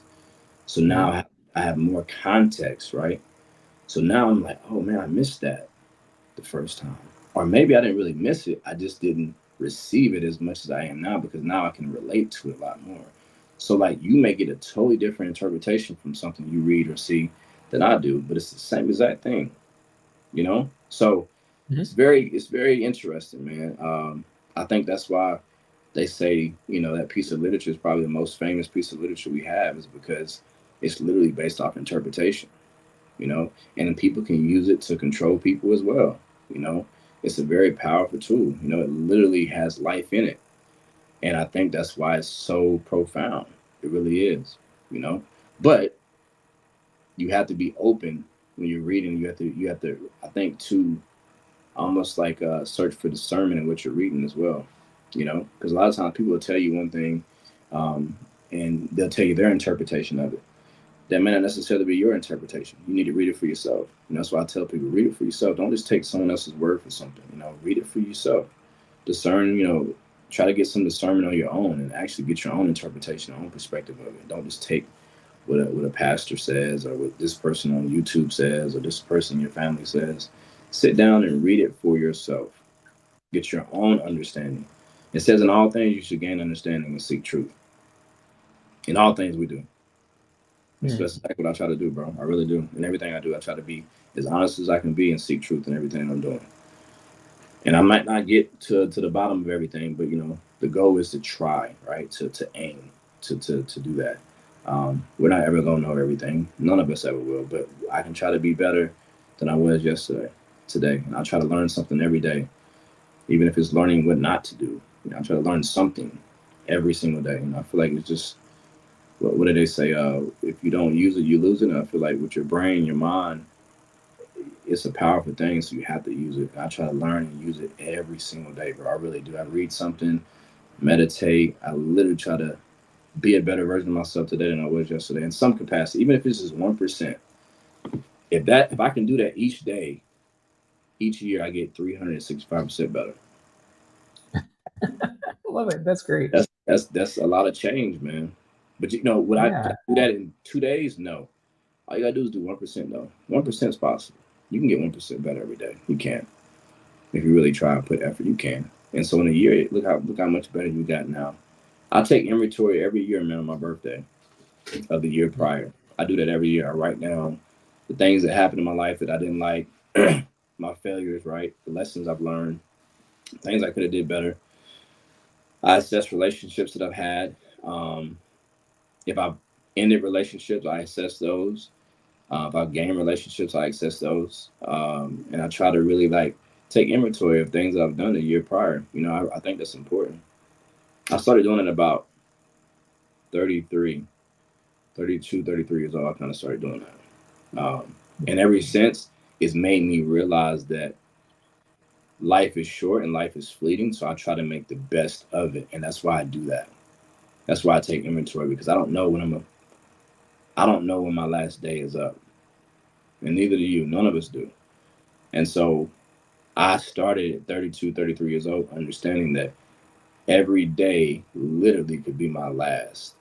And when I started living like that, it changed everything about me, man.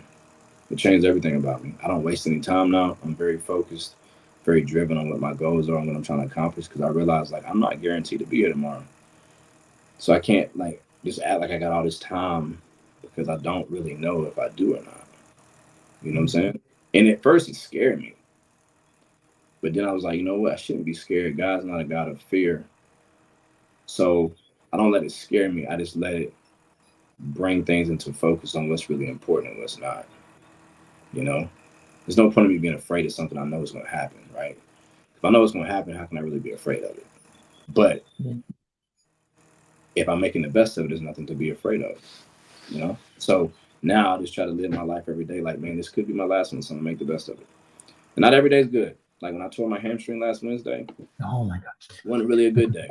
You know what I'm saying? It wasn't a good day. But even still then, I still looked at it like I still have something to be grateful for. I write down every day. And then before I go to bed, I'll sit and think about what I'm grateful for that I have. And I still had the ability to still walk. I still had a house, still had a car, still had food, still had finances. I still had all these things to still be thankful for. Even in the spite of something negative, right? Perceived to be negative, I still could be thankful and grateful for something. And so that's all about perception, though, and perspective. That taught me a valuable lesson. I was locked up at one point a couple of years back, like 8 years ago. I did some time, and I had a guy that was facing 20 years in there with me. Wow. And I was in there for I was facing some time, but this guy, he was facing a lot of time. And he just was the most calm and the most peaceful. And I was like, bro, how can you be so just calm? You're literally facing whether you're going to get out of here or spend the rest of your life in here. And he told me, he said, that's how I learned it, bro. He said, it's perception, bro. He said, I'm not complaining about what I can't control. The only thing I do is worry about what I can control. So if I can't control it, then why am I worried about it? There's nothing for me to worry about, because worrying about it is not going to change it. And I'm like, I ain't at that level yet. I just wasn't at that level. And so, but that taught me a valuable lesson. I realized I'm going to get out eventually, but this guy might not. And so that really showed me that it's all about this, because he had made peace up here, that he was cool, whatever outcome that came to him, because he'd already made peace with that. And here I was freaking out, and I'd only been in there at the time, maybe 4 weeks at that time, but he was in there a year already. you know, waiting trial. And I was like, man, this is crazy. Like, this dude had a peace, man, that I couldn't explain to you, bro. That really taught me that, like, mentally he was stronger than me. Physically, I was stronger than him, but mentally he was stronger than me. And I was like, I got a lot of work to do. I knew then, I was like, you should never let your environment control your peace or your happiness. Never. Because happiness is something that comes from it comes from within. It's not something that's an outer source. Happiness comes from the inside. It's an internal source. So no matter where you put someone, it should never be able to affect their happiness, because it's supposed to be internal. So it's supposed to be, it's a light they carry wherever they go. So it doesn't matter about that circumstance or the environment that surrounds you, because that doesn't bring you happiness. And I had to understand, like, most of us humans, we get our happiness from outside sources, things and stuff. That's not real happiness. So that's what we were talking about earlier, mental state, right? It has to come from inside. And so he had made peace with himself, but he had a happiness and an eternal light from inside that I didn't have at the time. And I told myself, like, one day I'll want that. That's what I gained from being in there, was understanding, like, when I left there, I was like, I want that. I didn't have it. It took me a while. I'm just now kind of coming to terms of think I may be embarking on that now. That was 8 years ago. But, like, that guy had a different, he was tapped in, bro. Tapped in mentally like I had never seen. I was like, I want that. Whatever he got, I want that. You know? Because that stood out to me. He was so different. So different. You know? I was like, wow. So yeah, bro, the mind's a powerful tool, man. It's an incredible thing. If you really, and most of us don't even use nowhere near the full percentage of our mind. Most of us will never come close. They say we only use, like, I don't know what percentage. I used to hear people say, like, only like so much, like 20% or something like that, 15% of our brain. That's kind of crazy. That's kind of crazy to think, though. Think about that. But like, it's actually really what they knew is that they know from scans and stuff that certain areas light up at certain times. The reality is you're actually using all of your brain at any particular given moment. It's just certain parts are running subroutines or doing other things. They're not constantly underpowered. It's not like everything is lit up all at the same time. In fact, if it were, your brain would probably fry. Yeah, it's pretty wild, man. It's pretty wild to think. That's such a intricate piece of real estate, man. You know? It really is, bro. It really is. And, you know, like, we don't really know how it really works. Like, even to this day, we don't really know. Like, we kind of have theories and concepts, right? But no one really knows how it works. You know, like, it's probably the outside of, I'd say probably outside of love, it's probably the strongest, most complex thing we have. I think love is probably, because we can't really describe what love is. Like, no one really knows what it is, but we all know that we can feel it, right? Like, we all know we can feel that, but you can't really, like, it's not something that's tangible. You can't see it. You can feel it, and you can't really describe it. I mean, you can in some sense, but, like, fully, you can't really describe what love is. You know, so I think outside of love, I think the mind is probably the most powerful thing that we have here on this earth. I really do. This is my opinion, but I probably think, I'd probably say I'm pretty close to probably being correct on that. If I had to think, like, just off the top of my head, like, I think love would probably be number one. I think the mind would be close to. Or you probably can interchange those two probably, but yeah, some deep stuff. We went on a lot more realm than I expected, but one more question. It's on the same line. One more question. Okay. It's on the same line. All right. Now, you said that this is, I mean, I'm connecting the dots for it because it is what it is. Your real connective journey started when this guy told you about what it is he's got going on. This is my piece because I can look ahead. I know where I'm going to be, right? Okay. So you're telling me that he had that because he had that structure. He had that thought, right? I'm good with that. But what got you there seems to be exactly what you were talking about. How happiness is not attained outside of yourself. And something drove you to that place, that brought you to that place to hear the word you needed to go forward. Was it something outside of yourself that you were seeking to bring into yourself that just didn't connect, and you were maybe frustrated, or what Oh really was the man, inciting moment? that's a good question, bro. I don't know if I even have an answer for that. I have to sit. Maybe. Hmm. What was that? Hmm. I definitely think that it was definitely an internal thing uh, from inside. I think I was just seeking like truth, like real truth. Um, because like you wake up. At least for me, I woke up one day and I was like, you got kind of what you want for the most part. You kind of good financially for the most part. You kind of get what you want. Like you kind of got the relationship. You kind of got the job or the house or the car, whatever it is. The things, right? And I was like, it's got to be like more to this, because like I'm like I felt like there was like an emptiness of some sort, maybe still that just didn't feel like I was like living on 10. I wasn't like complete, like I just felt like there was like a void of some sort.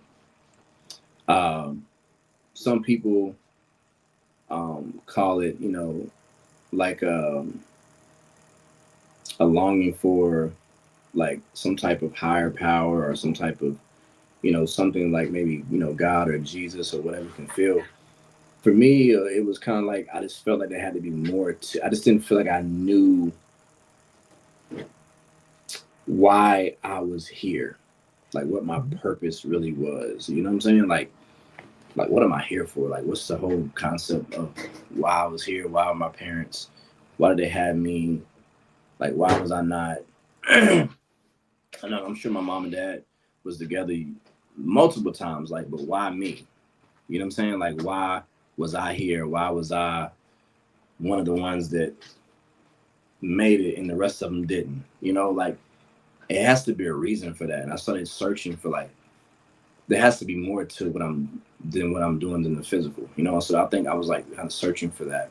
Um, and so I really kind of got into reading the Bible a little more than I had really probably done. Got into meditating a lot more. I started going out in nature a lot, going on hikes, going to waterfalls, trying to reconnect with the earth a lot more, right? And I started realizing that all these things, all this stuff was just like a distraction from like what we're really here to do and what we're really here for. Um, and I started realizing and understanding like, especially like social media, TV, sports, all this stuff. It's just all a distraction. Hmm. Like it all is, you know? And I started thinking like, what is it really distracting us from? Hmm. So I started telling myself like, I need to connect to that like more and disconnect from all the distraction stuff, right? And so for me, it was more of like a concept of me understanding, like, you know what? Before all this other stuff happened, before we had all these sports and entertainment and social media and movies and sport, all before we had all this stuff, what was life really about? Like what was it really about? And I started really searching for that. That's when I kind of think that it really took me down a path of like higher consciousness, and really understanding like what's the point of any of this, and I still struggle with that. I'm not gonna say that I really even 100% really know that yet. I'm battling with that still to this day. It's something that I feel like, and some people like, my lady, me and her talk, and she didn't have those thoughts. She didn't care about that. That's not something that she worries about or thinks about. And that's I think a lot of people are like that. But just for me, I almost can't help it, bro. Like I think about this kind of stuff all the time. I talk to people, I have conversations with people like, man, you're just too deep for me to have a conversation with. You always just on some deep shit. And I'm like, I don't know how not to be this way. This is just me. I don't know how. I'm not trying to be deep. This is just the stuff I think about and the stuff that I talk about, and this is on my mind. The stuff that I look up on YouTube and the stuff that I'm reading is about like way different than what most people probably would think just looking at me. And so I'm just very intrigued by knowledge. I'm very intrigued by science. I'm very intrigued by um, the things we don't know, because I think that essentially, for me at least, when I started realizing um, that I needed to stop looking outside of myself, like a lot of times, like especially in religion, I think a lot of humans, we have this complex of wanting to worship something out of ourselves. And I don't think that's inherently wrong. I don't think that's bad at all. But what I'm saying is, for me, when I started looking in to myself, like looking internally instead of externally, that's when, to me, I really started gaining a different understanding of what life's really about and what I'm really here for, in ways that I never could before. I used to think that, like, I was seeking outward validation and seeking outward uh, guidance. But now I realize that literally everything's inside of you already. It just needs to be brought out. And so now I realize that I seek and I search and I dive into myself instead of out of myself. So I'm looking inward now. I'm trying to work on the inner stuff, right? Working on me. Um, I remember Dick Gregory. He passed a few years back, if I'm not mistaken, but he said something about, he was giving a speech and someone said, "What's the purpose of life?" And and I'm trying to rephrase this, right? But he said, basically, your goal is to return back to the source the same way that you came. So you come to this earth, you get polluted, right? You get mixed up with all this other stuff, all these ideologies and all these concepts and thoughts and theories and all this pollution, right? But the goal is to rid yourself of all those things and to return back as pure as you were when you came. And so for me, that's kind of something that stuck with me. And that's kind of what I've been working on, is literally like trying to do all the inner work I can and to try to clean my vessel and be as pure as I can be, or close to that as I can be before I leave here. That's kind of where I've landed on recently, is like kind of my concept of like what I'm doing here and what I'm trying to do. Obviously, you still got to work, you still got to do this, you still got to be in this rat race, right, to some degree. But like within that, that's kind of what I'm seeking to do. Quick question. Mm-hmm. Was it one of those life distractions that ended you up in jail? Honestly, brother, it was me, like I talked about earlier, being a very emotional person, and not controlling my emotions and responding out of emotion, as opposed to sitting with my emotion, processing my emotions. I think it's very important for men not to respond emotionally. Very important. But I allow myself to let my intelligence be overpowered by my emotions instead of vice versa. And so I hate that happened, but that taught me a valuable lesson that I won't make that mistake again, because I understand now how detrimental that can be when you respond emotionally instead of intelligently. So I understand now that I can never, ever again allow my emotions to take the best of me and overpower my intelligence, because it can be very detrimental to you. And I realize that. So yeah, in some ways, maybe it was a distraction, but more so it was just me not controlling, not being able to control my emotions at the time. And so I hate that, but that was the best thing that ever happened to me. At the time was, but the best thing. Go ahead. Sorry, I'm going to cut you off.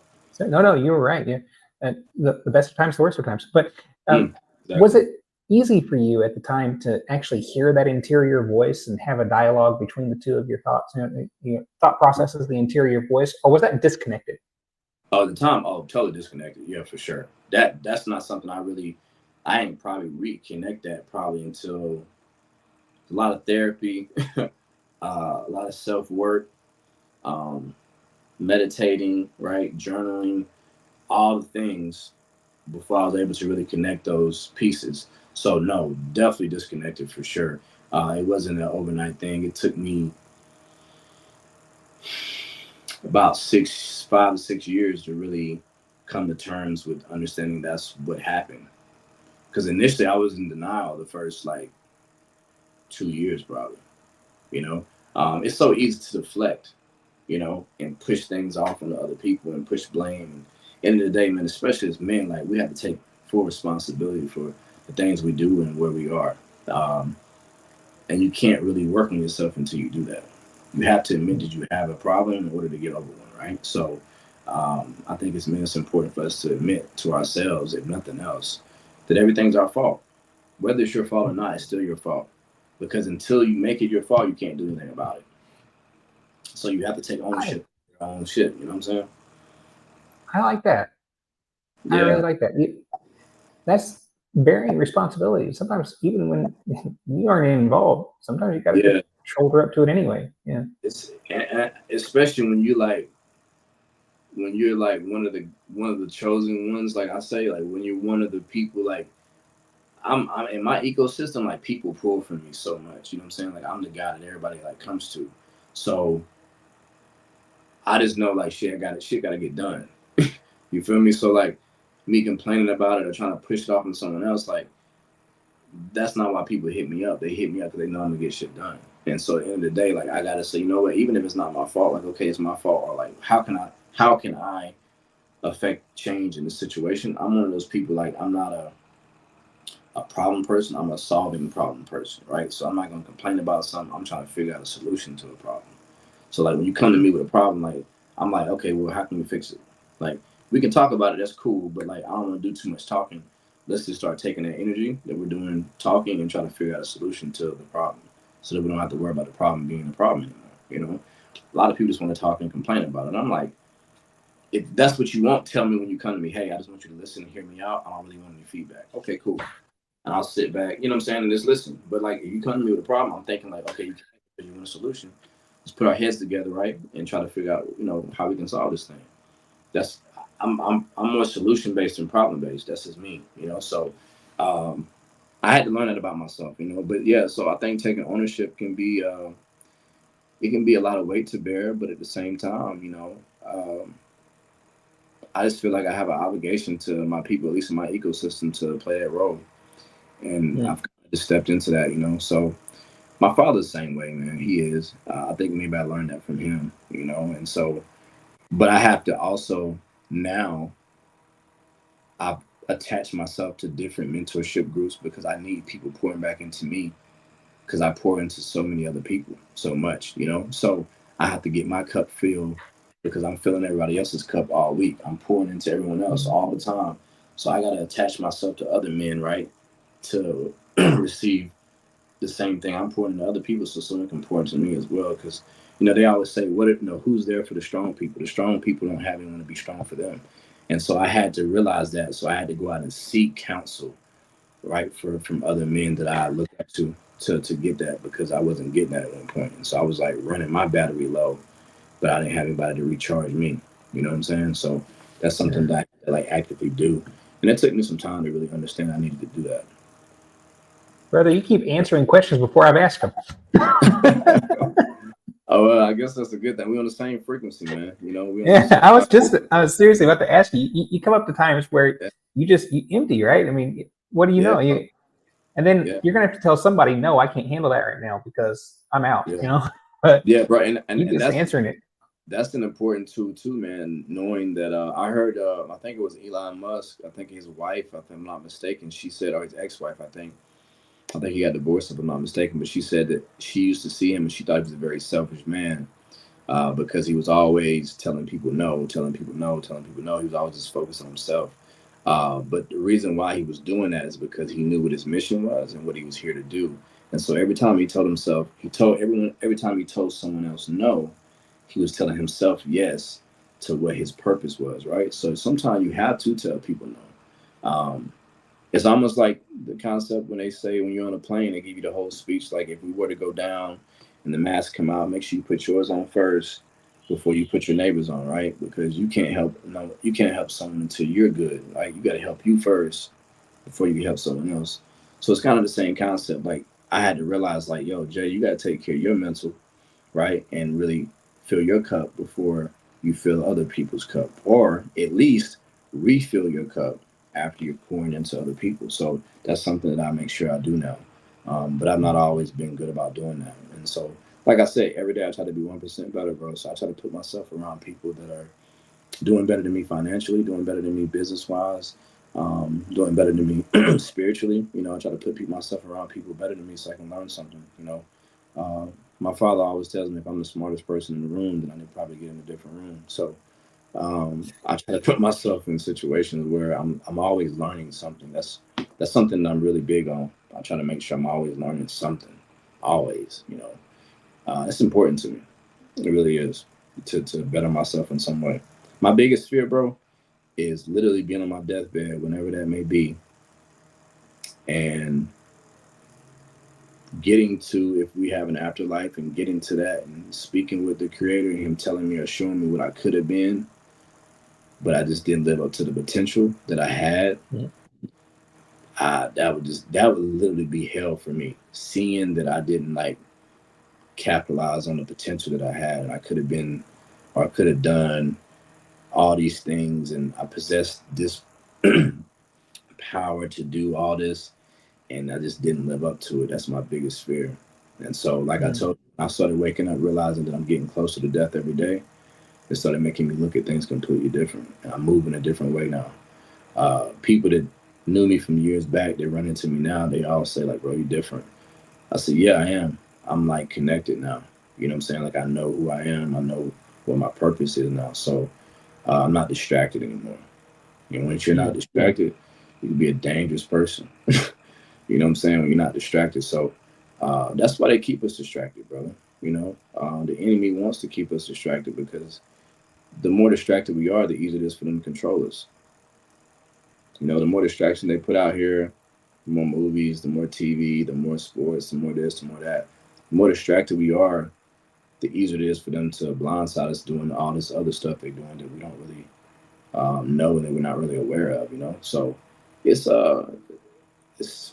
it's warfare, man. You know what I'm saying? And I get it. Like, man, it's a genius thing. Like, you get people distracted and focused on things that aren't important, and the things that are important, they're not worried about. We're so focused on fighting each other about race and politics and all this other nonsense, and then we're not really focused on like what really matters. It's crazy. The enemy comes to divide and conquer, bro. So I think, what now? Okay. So you see the division between the two kingdoms. Oh yeah, for sure. For sure. I think that, well, I don't think this, I know this. If you if you have a group of people, let's say, for example, maybe let's say we have 20 individuals, it's a lot easier for me to conquer those 20 individuals if I split them up in groups of 5, right? And I deceive 5 at a time, 5 more at a time, till I get all 20, as opposed to if I'm trying to deceive all 20 at one time. You know what I'm saying? It's so much easier if I break you up into groups. It's so much easier. So if you divide people up into all these different categories, right? Race, right? Gender, politics, all these other different things, we're so easily divided now. So it's a lot easier to conquer them, because now we're not operating as a whole collective anymore. We're all individuals now. You see what I'm saying? So I realized that that's really the biggest scheme, is that they try to, well, they are literally distracting us. And I mean, I enjoy entertainment. I enjoy, you know what I'm saying? Like, I enjoy all this stuff just like the next person. But at the same time, I understand, like, I'm not so distracted and so consumed with that I'm not paying attention to, like, what's really going on. You know what I'm saying? Like, I love sports. I played sports. I was an athlete my whole life. But at the same time, like, now that I've stepped out of that, I understand, like, how you can be so consumed. Like, for instance, I know people that are literally, if their college team or professional team doesn't win that weekend, their whole week is shot, because they put so much emphasis on winning this game Sunday or Saturday. And if they don't, their whole week literally is affected by this one game. And I'm like, you don't even play on a team. and nor did you ever play on that team. So why do you really care so much? You know what I'm saying? Not saying you shouldn't have a team and not get involved in support. I'm not saying that. But what I'm saying is, like, it literally affects your life, whether they win or lose. That team's way more important, bro, than what it should be to you. You know what I'm saying? It's way more important battles out here we should be fighting, and way more real problems we have to tackle than what sports team won last night. You know what I'm saying? So it's just, you know, people just distracted, bro. They really are distracted, and so it's a it's a genius thing that they come up with. Um, I have to give them that, but it's sad that it's working. That's the sad part. You would think after a while people would wake up, you know. I don't know if we'll ever see that, you know, not at least in my lifetime. Um, and where you say you live at again? So you're out of the country. Indonesia. Yeah, my goal is, man, in the next 4 years, I'm trying to be out of the U.S.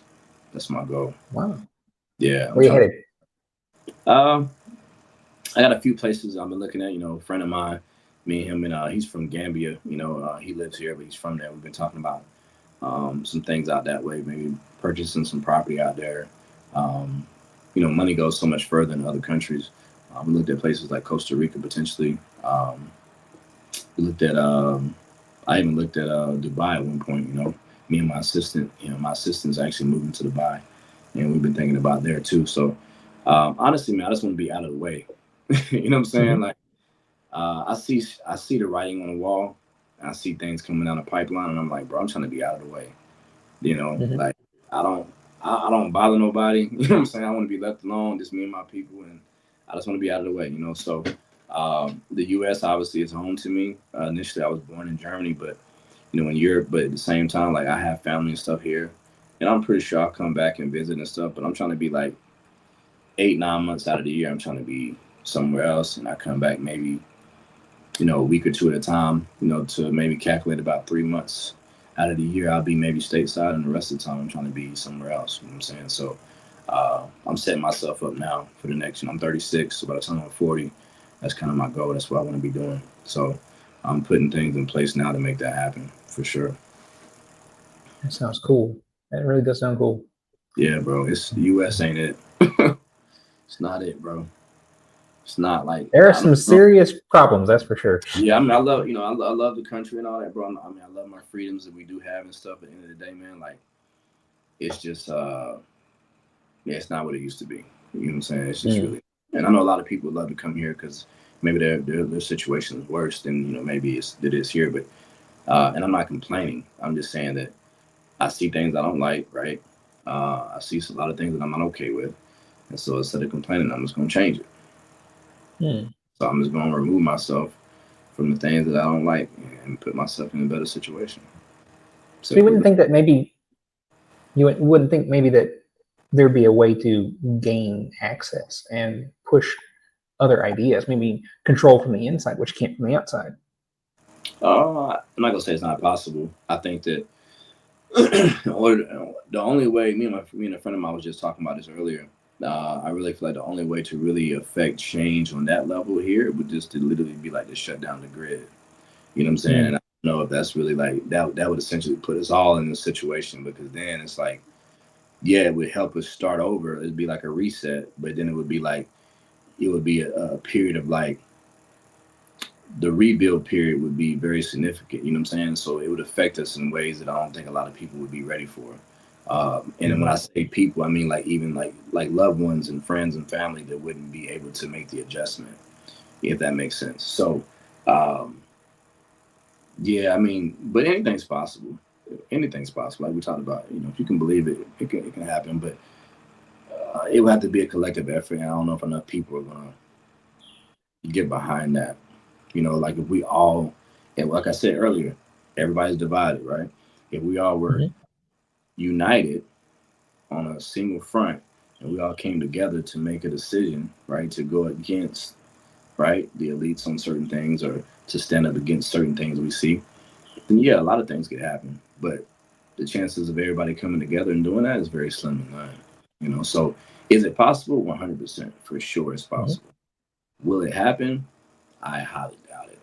You know, so It begins at mentoring though, doesn't it? So when you've got your network of mentoring. 100%, yeah. Um, I agree. It definitely does. You know, I got about it's probably like 8 of us, man, guys that I'm cool with, and so you know, a little group that we got, and we all talked about, you know, purchasing some property.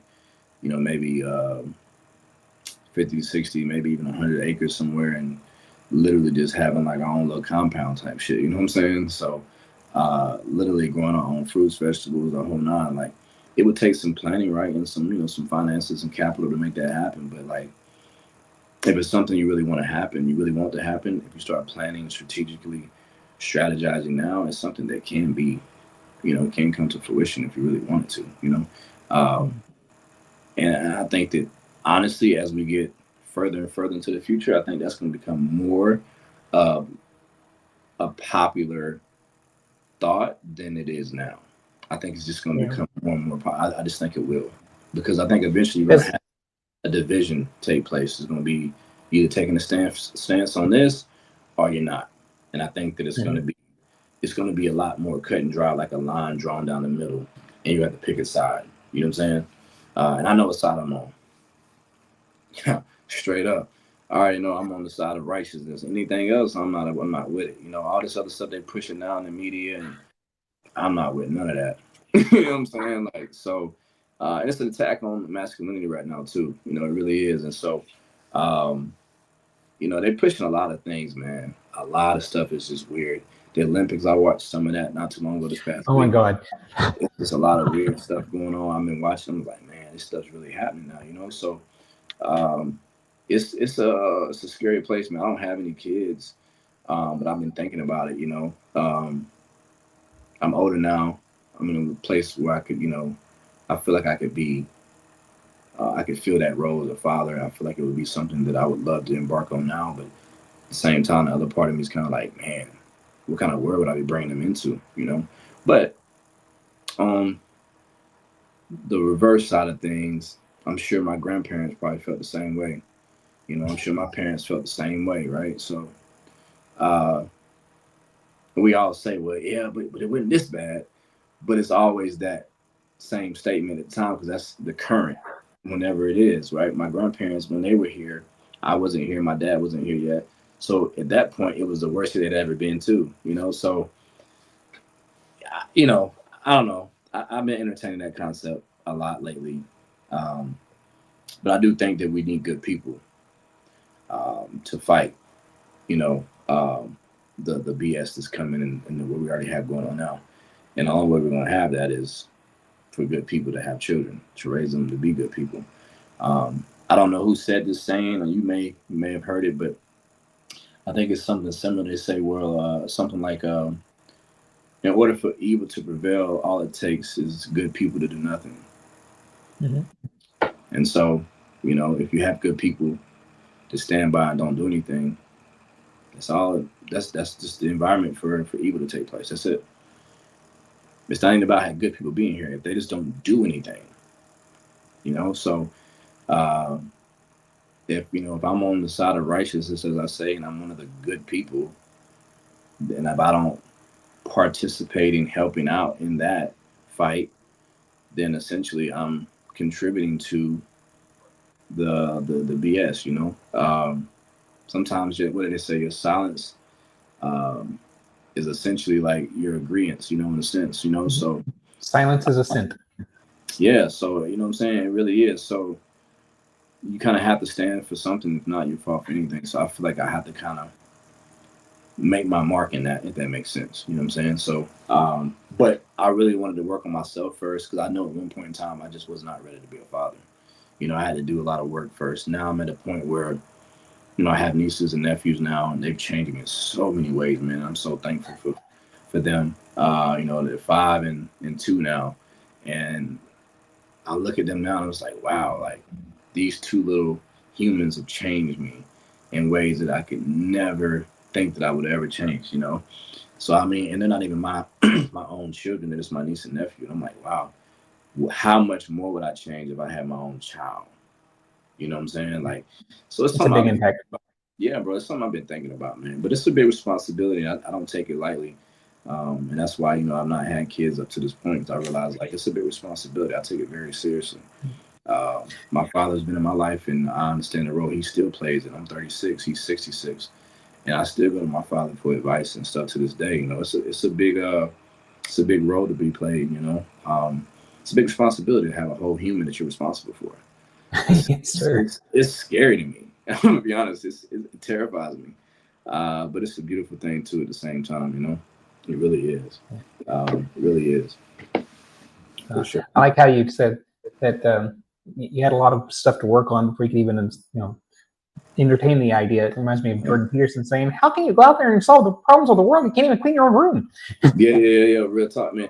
Jordan Peterson is somebody I kind of just really recently kind of started tapping in within probably the last, like, I don't know, maybe a year. A lot of his talks and stuff I get a lot from. He's a very intelligent person. I like a lot of his his conversation pieces that he have, a lot of his dialogues that he has on YouTube that I watch over and over. A lot of his interpretations about his higher power, God and stuff. He talks about a lot of very intricate, very interesting topics, I'll say. He's someone that I kind of came across within probably the last year, I'd say, on YouTube. So it's kind of crazy you brought his name up, because I just was watching a video of him. It's called it was a video called what is it? Those that wrestle with God, or something along the lines of like that. But it was like, I'm pretty sure that's the title. Where he was going around talking about people that wrestle with the concept of, who is God, what does it mean? Very interesting stuff that he talks about. Gets me thinking. I love conversations and talking points like that to get me thinking outside of the box and challenging, like I said, challenging my mental, exercising my brain a little bit. I love stuff like that.